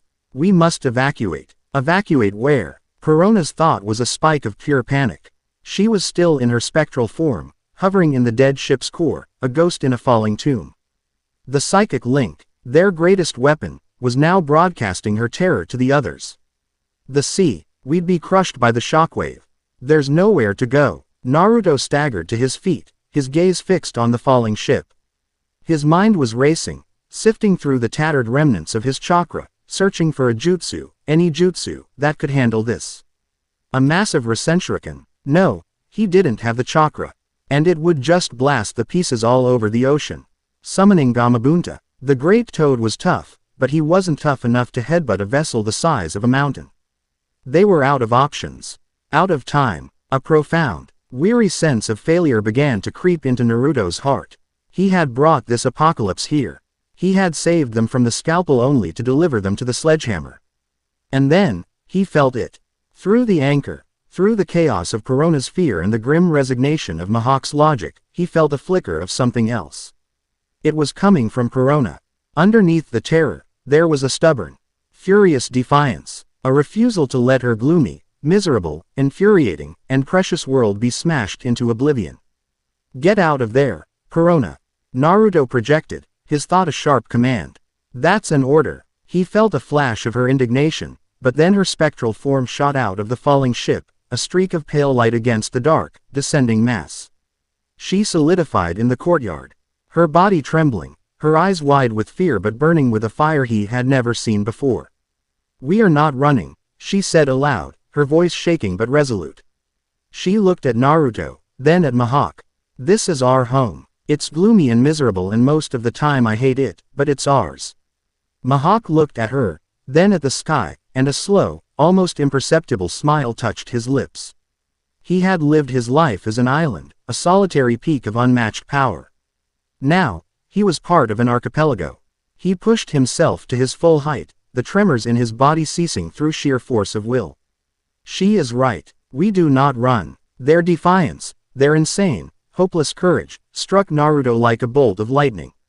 They weren't giving up. They were standing with him, even at the very end. He looked at the falling ship, and his fear was burned away by a sudden, blazing clarity. He had been thinking like a ninja, like a single warrior trying to win a fight. But they weren't just warriors anymore. They were an anchor. They were a part of the island's reality.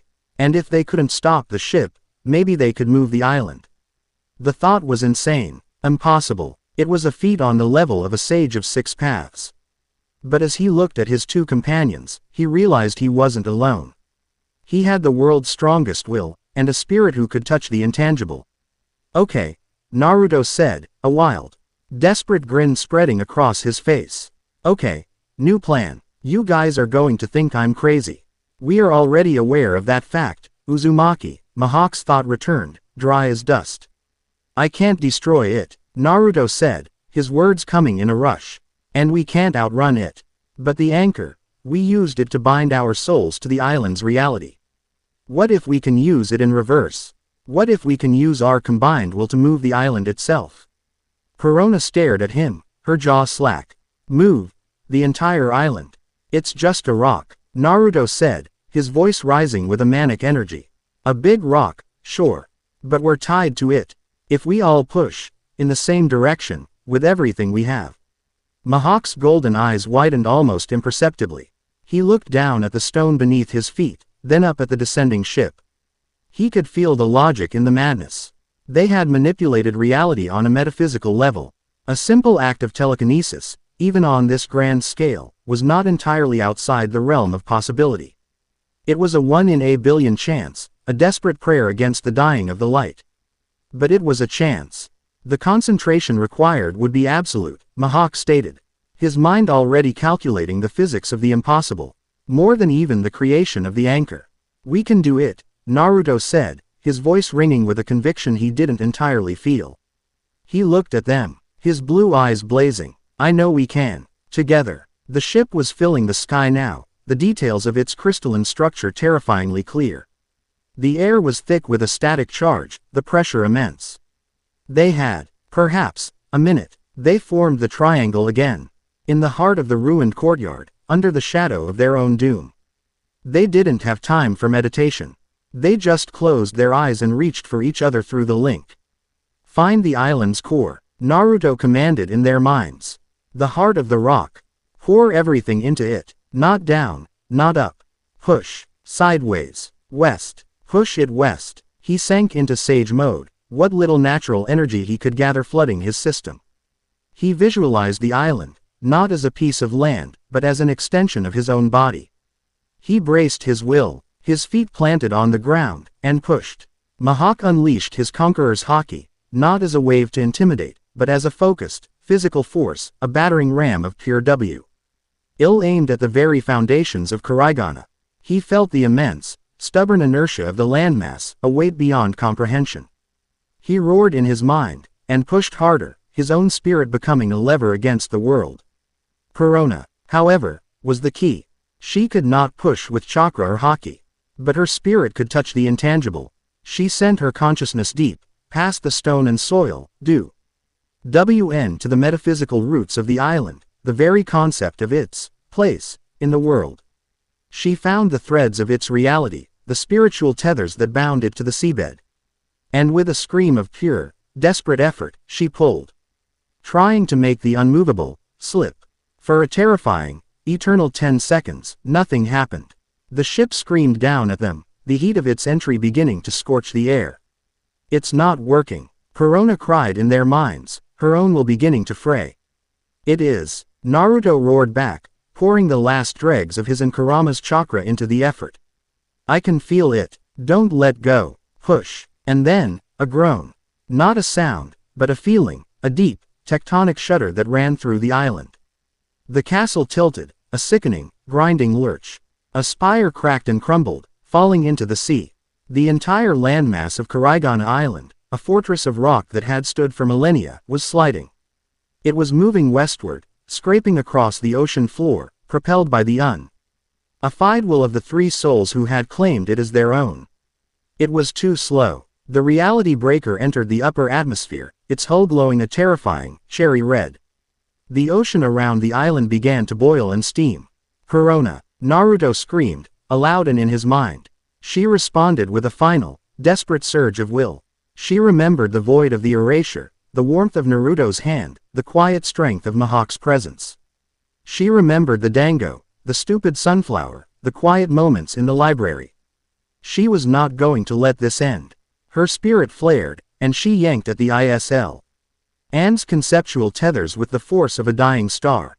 With a final, cataclysmic lurch, the island slid westward. The reality breaker slammed into the ocean, precisely where the island had been a mere second before. The impact was silent for a moment, a perfect, terrible vacuum. Then, the world exploded. A pillar of white water, steam, and raw energy erupted towards the heavens, a mushroom cloud of pure annihilation. The shockwave, a moving wall of solid force, tore across the sea, flattening the waves into a churning, white chaos. But the island was clear. The wave struck its eastern cliffs. A glancing blow that sent a tremor through the rock and a torrent of water washing over the lower shores, but the main force of the blast dissipated into the open ocean. In the courtyard, the trio collapsed. The anchor stretched to its breaking point but not severed. The link between them was a flickering, exhausted thread. They had done it. They had moved a mountain. They had survived. Days later, a fragile peace settled over the battered island. The sky was still gray, but the unnatural shadow of the wardens was gone. The eastern cliffs were scarred and broken, a permanent reminder of their impossible victory. The castle was damaged, but it stood. Naruto was sitting on the newly rebuilt gate, watching the sunset. It was the same pale, anemic sun, but to him, it was the most beautiful thing he had ever seen. He heard a faint rustle and turned to see Perona floating beside him.